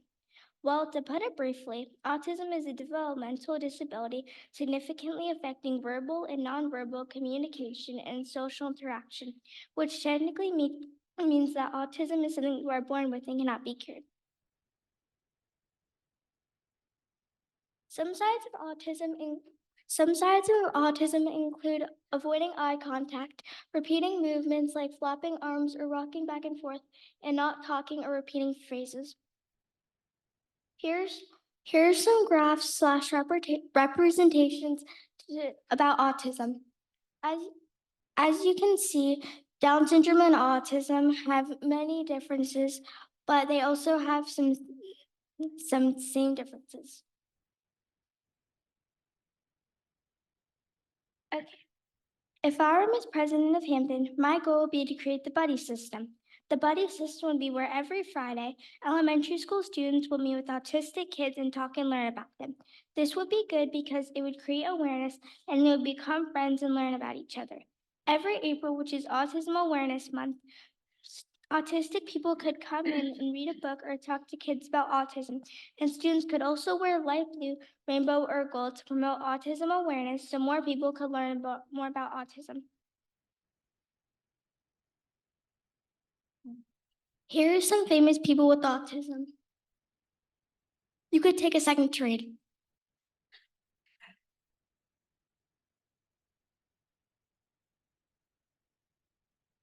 To sum it up, this is why you should vote for me for Miss President if you want more of Hamden School District to know more about autism, because not only would I make a great leader, but I'm funny, kind, respectful, and helpful. To end my speech, here's a quote from Rachel Barcelona, an autistic actress. Everyone has a mountain to climb, and autism has not been my mountain, it has been my opportunity for victory. Thank you so much for listening to my speech, and make sure to vote for me, Grace Parley, Miss President of Hamden. Thank you, Grace. Thank you so much. Our next candidate from Hamden, Raditha. Raditha, come up. What about us? What about the times you said you had the answer? What about us? What about the broken happy ever after? What about us? What about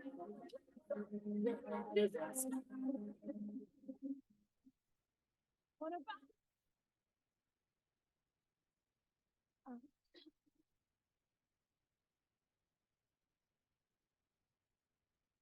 Hello, everyone. My name is Radhika Sheth, and I'm running for Miss President US of Hamden. Today, I'm going to be talking about a very important topic, which is composting. Every day, people are throwing away food scraps like it's no big deal. But every single time you throw away a banana peel or an apple core in the trash, you are making landfills bigger and bigger, which is ruining the environment. As per a survey done in 2015, 37 million tons of food scraps were thrown in landfills, and that is just in the US. That's about the weight of 100 Empire State Buildings. Let me tell you a story. 2 years ago, I went with my mom to the Hamden transfer station, which is where you throw out bulk trash that you can't throw out at home. While we were there, I saw a huge landfill, and later on, I found out that a lot of it could have been composted and used as soil to grow new plants. And that is exactly what I did. With the help of my mom, I collected food scraps and put them in a compost bin. With the soil that we got from it, we used it to grow so many beautiful flowers and delicious vegetables and fruit. Now, I know you're wondering, well, okay, that's great, but why should I care about this? It'll reduce landfills and help me grow roses, but what else? Well, composting can reduce methane outflow by more than half, and it reduces the amount of trash in landfills by 30%. Composting also has tons of financial benefits. It can help create jobs due to the collection, processing, and distribution of compost. Composting also helps reduce the need for synthetic fertilizers and helps control and helps control pests and diseases in plants. It can also reduce the costs of waste disposal because food scraps are one of the largest and heaviest portions of the waste stream. For example, in 2011, Middlebury College in Vermont saved $100,000 on landfill fees by composting 90% of food waste generated on campus. While this doesn't seem like an incredibly pressing issue, we have to take into account just how much food goes to waste. In the United States, people waste 80 million tons of food every year, which equals 149 billion meals.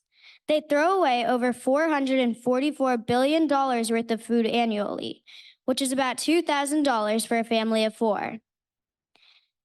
If I become Miss President US of Hamden, I will send out emails, flyers, and set up a booth at the Hamden Fest to raise awareness about composting. I would like to have compost bins next to every trash can in the town and give every household their own compost bin. Thank you so much for your time and attention, and don't forget to vote for me. Thank you, Radhika. Very nice. Thank you. All right, Monroe. Is Monroe ready? Let's welcome to the stage Margot. Margot? I don't know I can. I'm just going to test the mic really quick. Is it on? It's on. Good evening, ladies and gentlemen. My name is Margarita Solonska. I'm running for Miss President US. I'm here to address the problem of recycling because I have seen a lot of trash on the fields of my town. Oh, yeah. Let's get that. Recycling prevents pollution. How, you might ask? Replacing a bottle with one composted of recycled plastic reduces the cost by 60% because recycling saves energy and water. It also indirectly lowers pollution by reducing contaminated water and pollutants produced by energy production. Recycling saves energy. Recycling, extracting, and processing raw resources like wood, oil, ore to make usable materials like paper, plastic, and metal requires a lot of energy. Recycling often saves energy because the products being recycled usually require much less processing to turn them into usable materials. Recycling conserves natural resources such as timber, water, and minerals. Now that you all know this, I present my ideas to make the earth a better place. Number 1, it'll be good to have recycling bins in public so that way when people have fast foods or a lot of wrapping materials, they can throw out their trash anytime and not pollute the grounds of the earth. Number 2, it'll be good to have cleanup days where people go outside and clean up trash. That will make the town cleaner and better. Number 3, it'll be good to have a rule that says no littering, please. That would help the people be more responsible. Thank you for your time and your attention to listen to me. I hope you vote for me so we can start doing this today. Thank you. Thank you, Margot of Monroe. Norwalk, is the city of Norwalk ready? Let's welcome to the stage Sophia and her Vice President, Adriana.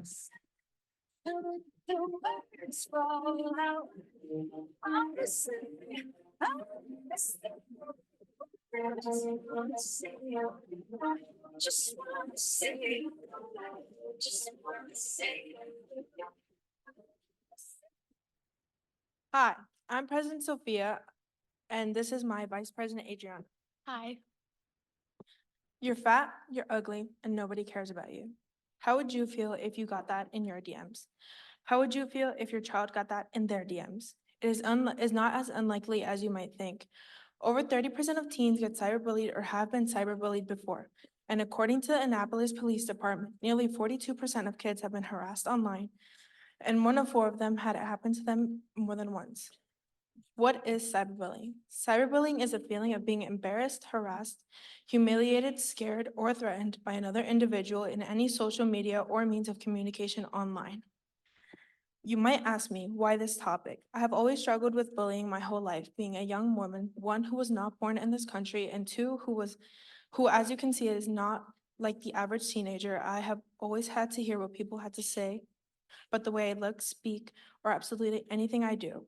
I feel like these days, kids really can just get away with anything they say because they are behind the protection of a screen. Cyberbullying not only has short-term effects like mental health issues, increased stress and anxiety, depression, acting out violently, and low self-esteem, but can also have long-lasting effects after the bullying is done. I propose creating a class for parents in schools to teach them how to monitor and restrict for social media of children under the age of 13. We have partnered with local schools to offer these workshops once a month and show parents how to use free apps and softwares and add internet filters to computers, schedule access to different apps, limit screen time, and activity alerts. Funding my idea would be very minimal and only takes about $5 a year per subscription to an app like Net Nanny. Not only helps parents monitor kids' activity, but make sure that they are safe, and also helps kids be more aware of what cyberbullying might really look like. In addition to parental education, I would add lessons to cyberbullying in middle school curriculum. Kids can contribute to helping prevent cyberbullying by making sure they have a trusting relationship with their peers so they feel safe in telling them if there were something going on. Making sure to respond to negative comments in any way that threatens themselves or others. It is very important if you yourself, a family member, or a friend is going through this in any way, to tell a trusted adult and try to get the help you need. Vote for me, Sophia Carrillo, Miss President of Norwalk. Thank you, Sophia and Adriana. Thank you so much. Our next candidate from the city of Norwalk, Emily, and her vice president, Izzy, stepped up to the stage, please.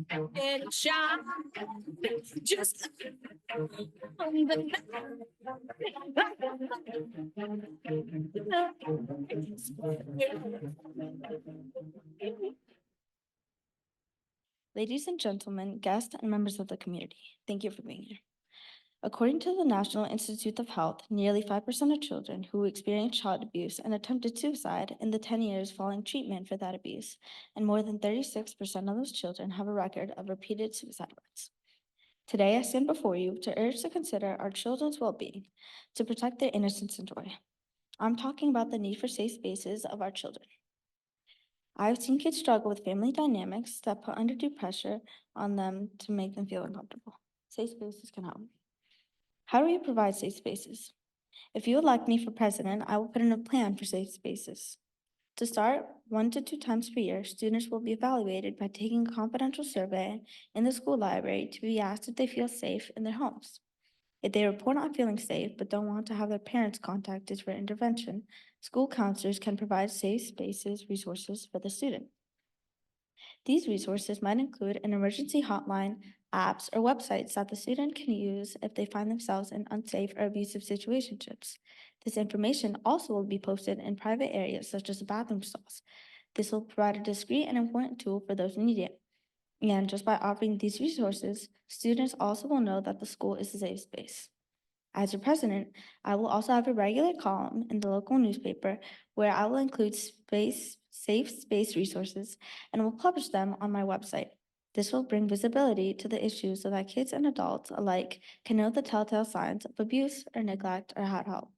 The best thing about my platform is that the taxpayers don't have to pay any more money to fund it because my platform is mainly an information distribution. Don't you want the best for your children and all children? As we strive to build a better world for our children, let us remember that safe spaces are not a luxury, but a fundamental human right. Together, let us pledge to create environments where every child feels safe, cherished, and empowered to reach for the stars. Please vote for Emily Marcelino for Norwalk to help me help children have safe spaces. Thank you. Thank you, Emily and Izzy. Thank you so much. All right, moving on to Westport. Is Westport ready? All right, let's welcome Clara and her Vice President Ellie, her speechwriter Ula, and creative directors Vivian and Emily to the stage. Hello, I'm Clara, and I'm running for president of Westport to eliminate clothing waste. We want to make purchasing secondhand clothing more desirable and accessible. My team includes Ellie Holtz, Ula Breen Ryan, Vivian Kelly, unfortunately couldn't be here today, but yeah, Vivian Kelly and Emily Smith. We wanted our campaign to be about secondhand clothing because so many people throw away their clothes and waste them when they could be given a second life. The average person throws away about 81 pounds of clothing every year, according to Roadrunner. According to the Connecticut Department of Energy and Environmental Protection, in Connecticut, we dispose of 96,500 tons of textiles each year, costing towns and taxpayers over $5.7 million in disposal fees per year. This rapid rate of textile and clothing consumption is not only costly, but is bad for the environment. As Clara mentioned, not only is fast fashion expensive to our local communities, it also creates a lot of environmental harm. The production of fast fashion and the incorrect disposal of textiles is a major source of microplastics in the oceans. Further, when people continually purchase new clothing rather than secondhand, clothing can continue to produce at high rates, depleting non-renewable resources while emitting massive amounts of greenhouse gases and chemicals from the production process. If we are elected the Miss President Westport team, we will create a secondhand clothing purchase experience at the Westport Downtown Sidewalk Sale. We will reach out to the community and ask tweens and teens to donate their clothing in advance. Everyone that donates clothing can shop for an item at the sidewalk sale for free. All items donated will be curated and styled so that the sidewalk booth looks like an elevated shopping experience. Proceeds from the sidewalk sale will be donated to other local secondhand clothing stores to support their business and secondhand shopping in Fairfield County.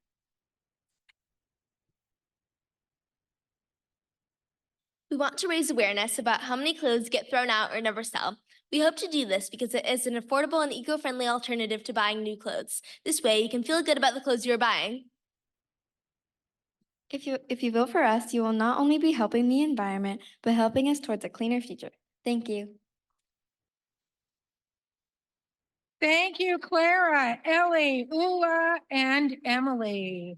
Okay, Woodbridge, our final candidate for Ms. President. Is Woodbridge ready? Let's welcome Nita and her Vice President, Nora, to the stage, please. Wondering where your life is gonna go.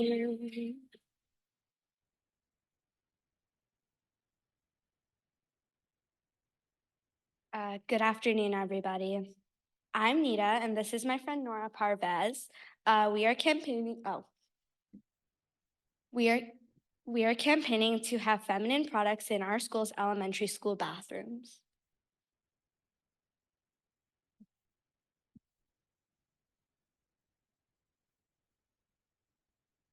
Why is this cause so important to us? I was in my 6th grade Spanish class one day when my friend had sheepishly passed me a note asking if I had a sanitary pad. I didn't have one. Later, I realized that this uncomfortable situation has happened to so many other girls that I know. I dug a little deeper and found out how big of a problem this really is. What percent of girls get their first period in elementary school? 13% of kids start their menstruation in 5th grade at the age of 11. 12% of girls get their first period in 6th grade by the age of 12. That means almost a quarter of girls have their first period when they're in elementary school.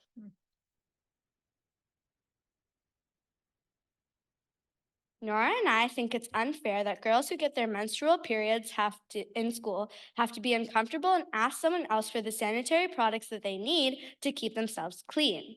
It will create needless stress for girls and takes time out of their learning. Sanitary products should be easily accessible to any female student who needs it, just like how toilet paper is available when we need it. So what do we want?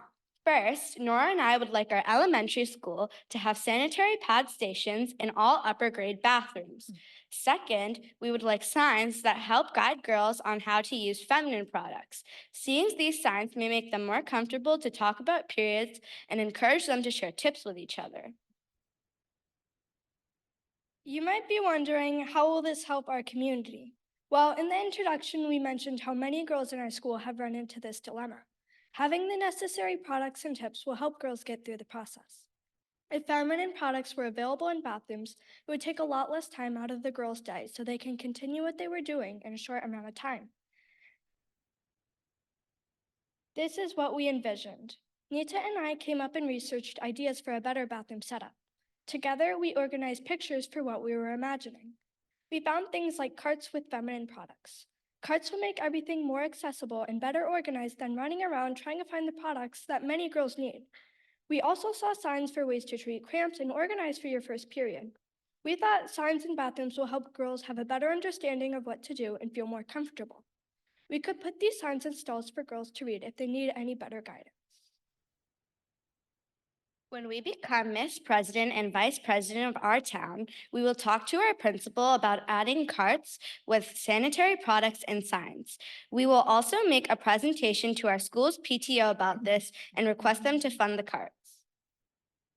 Thanks for your attention, and we hope we can count on your vote. Thank you, Nita and Nora. Thank you so much. Okay, so we've heard from everybody. We've heard from all of our candidates. Now we get to vote. We are voting for candidates in Danbury, Ridgefield, and Wilton. Those are the contested races. All the others automatically win an uncontested race. Who doesn't love that? Democracy at work. So we're going to take a few minutes to give you all time to vote. You have the QR code. I think the auction is still open. Amanda, is it? Yes. So please visit the auction table. We really appreciate your support, and we'll be back in a few minutes.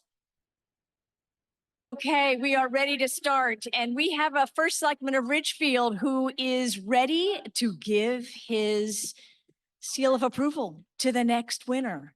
So for Ridgefield, actually, Patty, I'm just going to do this because Rudy's right here. Do it. All right. We're on a roll. For Ridgefield. Drum roll, please. Namya Chahan, come forward. Come on forward. And let's come that way so that they can get a better photo of you away from them. But now we need to go back. I did. Oh, you turned around.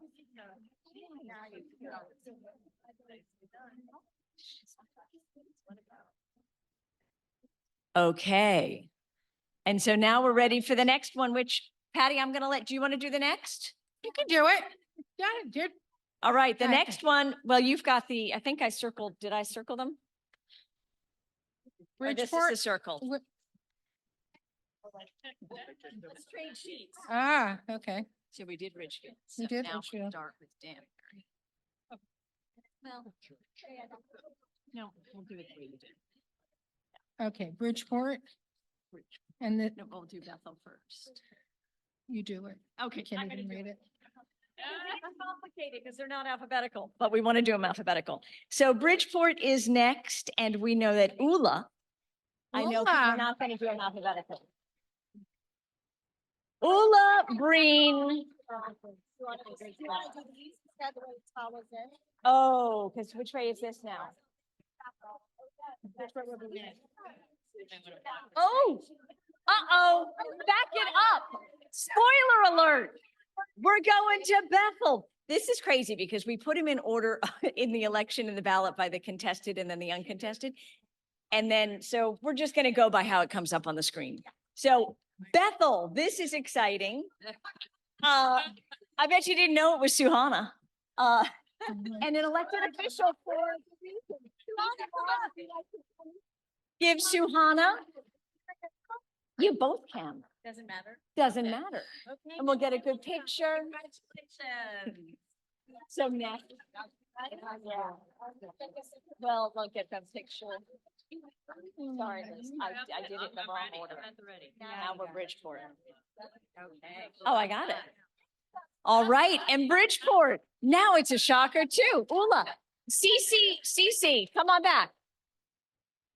Yeah, you guys come back. Unless there's another elected official from that area. Julie, come on.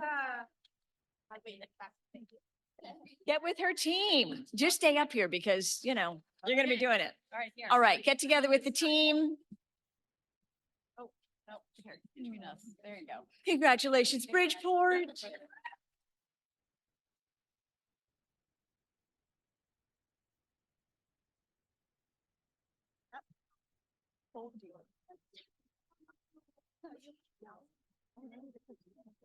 Okay, next one up is going to be Danbury. Yeah, you guys do this one.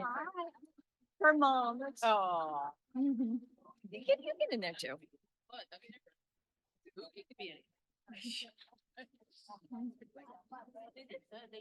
Oh, but now it's going to be the wrong picture. Sorry. Okay. What? I thought. Congratulations. Next up is Fairfield. Fairfield, it is going to be Avery. Avery and her team. Come on, Avery and her team.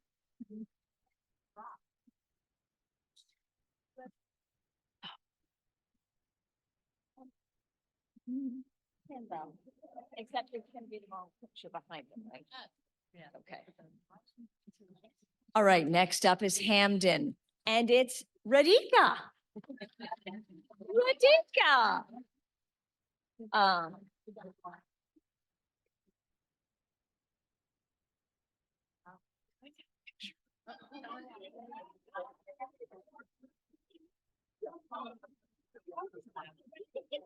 Oh, we know what this is?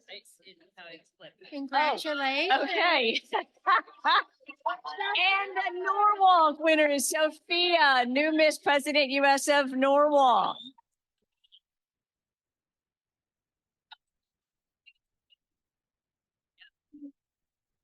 Oh, is it just doing it automatically? Okay. It's about to go to the next one. Oh, you did.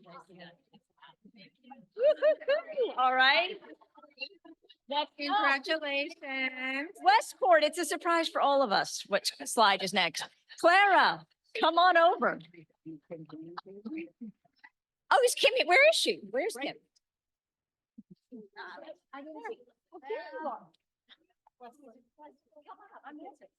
I know, but I didn't see you back there. I was like, okay. Okay. We'll get another one. We'll get another. Do you want to hand in? Okay. We haven't done Wilton yet. Yes. So you'll just do Wilton. You're happy with that? Happy with that? Okay. Go Westport. I thought you wanted to do more. No, I know what I just. Yeah. Now we have. Wilton.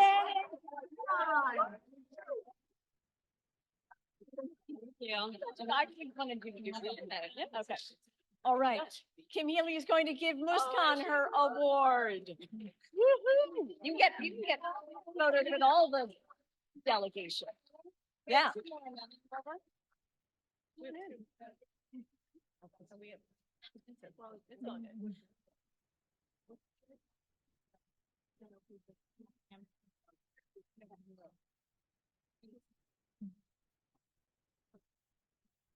Okay. And the next one is going to be Woodbridge. Woodbridge. But you can do Woodbridge. Sure. Rita.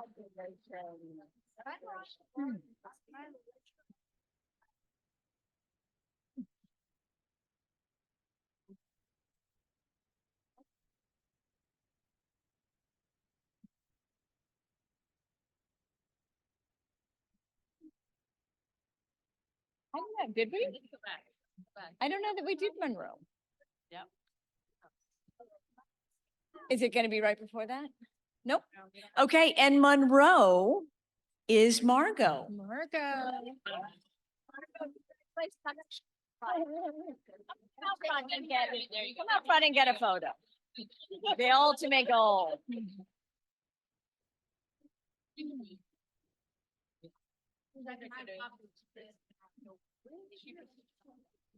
Okay, and before, we're doing great. So keep taking photos, but I just want to say a monstrous thank you to our host, Patti Russo. Like, I love watching you in action. And I love knowing that probably 10 of these gals will come see you very shortly. Yes, they will be. Do you I'm know we handing them my have a Ms. cards. President mentor who's working in the White House right now? She's Wow. advanced coordinator. Yeah. Wow. So we've got somebody there already, not quite in the Oval Office, but we're getting there. So Getting Pat, there. Oh, thank you so much.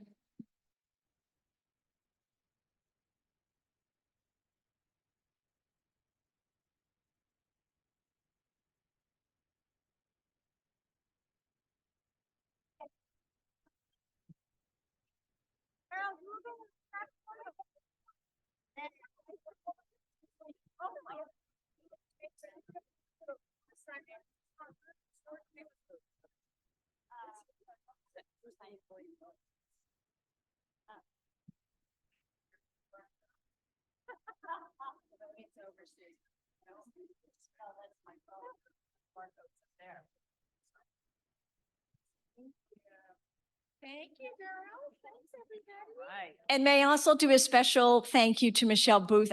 You're back there, but I want to give you flowers and say thank you for doing all the Zoom mechanics and the decks and all that. And Maria, oh, you got flowers already. Oh, because of chapter leader, Michelle. Michelle. Maria's doing double duty. She's deck person, chapter leader, you know. But really, thank you, everybody, for coming here. Patti, I don't know if you have any words you'd like to say. This has been fabulous. It's just, they're just amazing. I mean, how many of you would be brave enough to be on the stage, right? A stage where the Goo Goo Dolls are going to be performing soon. So I'm just so proud and honored to be a part of this amazing, amazing program.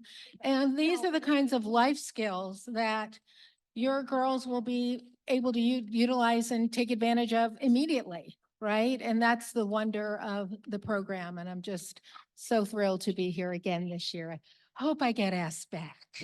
Thank you, everybody. Yay! Okay. So now we've got a few minutes to take photos, but then we got to clear out because the Playhouse has another event tonight. Wait a second. I think we all know that there's one person here who perhaps deserves a huge round of applause. This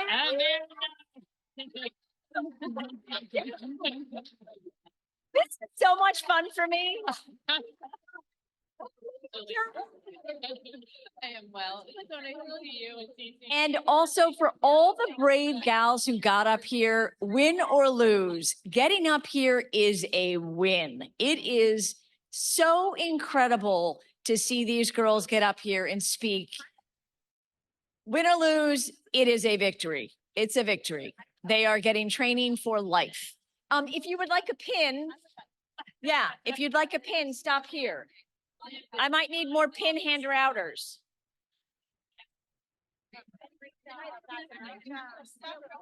Yeah, make sure you take your stuff where you were seated. Oh, well, yeah, or just, I love this. I feel like, you know, yeah, here's a whole nother sleeve. Oh, wait, that one's having an issue. Sure, I'd love to. Oh my gosh, some of them get. You're welcome. And thank you so much for participating in the program this year. And yes, next year is open already. Come. There she goes. We would love to see you come back. Don't forget it.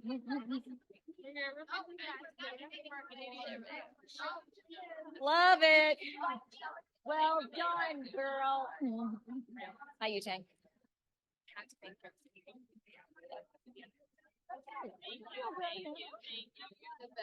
Well done.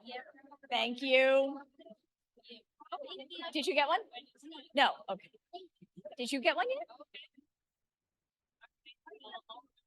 My God, these are so, it's like playing leapfrog with these things. No, you need to go, go, giddy up. No, it's not the end of the world. No, go. Yeah. Oh, okay. Okay. Congrats. Yeah. Oh, she's, I didn't think she was here. Oh, she's here. Okay. Yeah, I've got a certificate for her for sure. Okay, I'll take them. All right. Did you get a pen? Wait, did I would love you to have a pin. Hello, thank you. And the silent auction is closed, and a big shout out to Alini Rosario and Karen Severe for organizing the whole thing and setting it up and running it. So thank you very much. Close it. Yeah. Thank you. So much. Great. Congratulations. Another fab. Can I help? What can I do? Everybody got their, did you get a pin?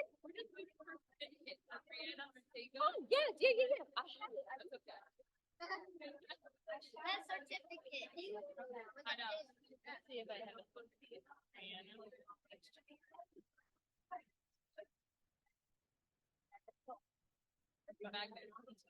yeah, always, I'm sure. Your weekends are not your own anymore, right? And that's what I'm at it. Thank you very much. Thank you. And I follow you on Facebook. I love everything that you're doing. I have two things from last night that I didn't get posted. Nice to meet you, Dave. It's nice to meet you. How's life? Yeah, it's here. It's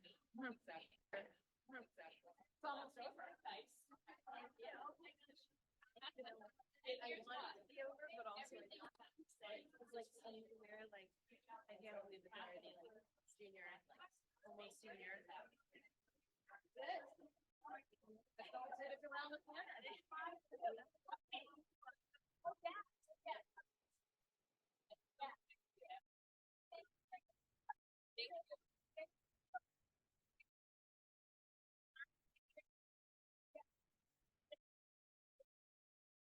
Another election, 6 down. That's amazing. Amazing. Good work.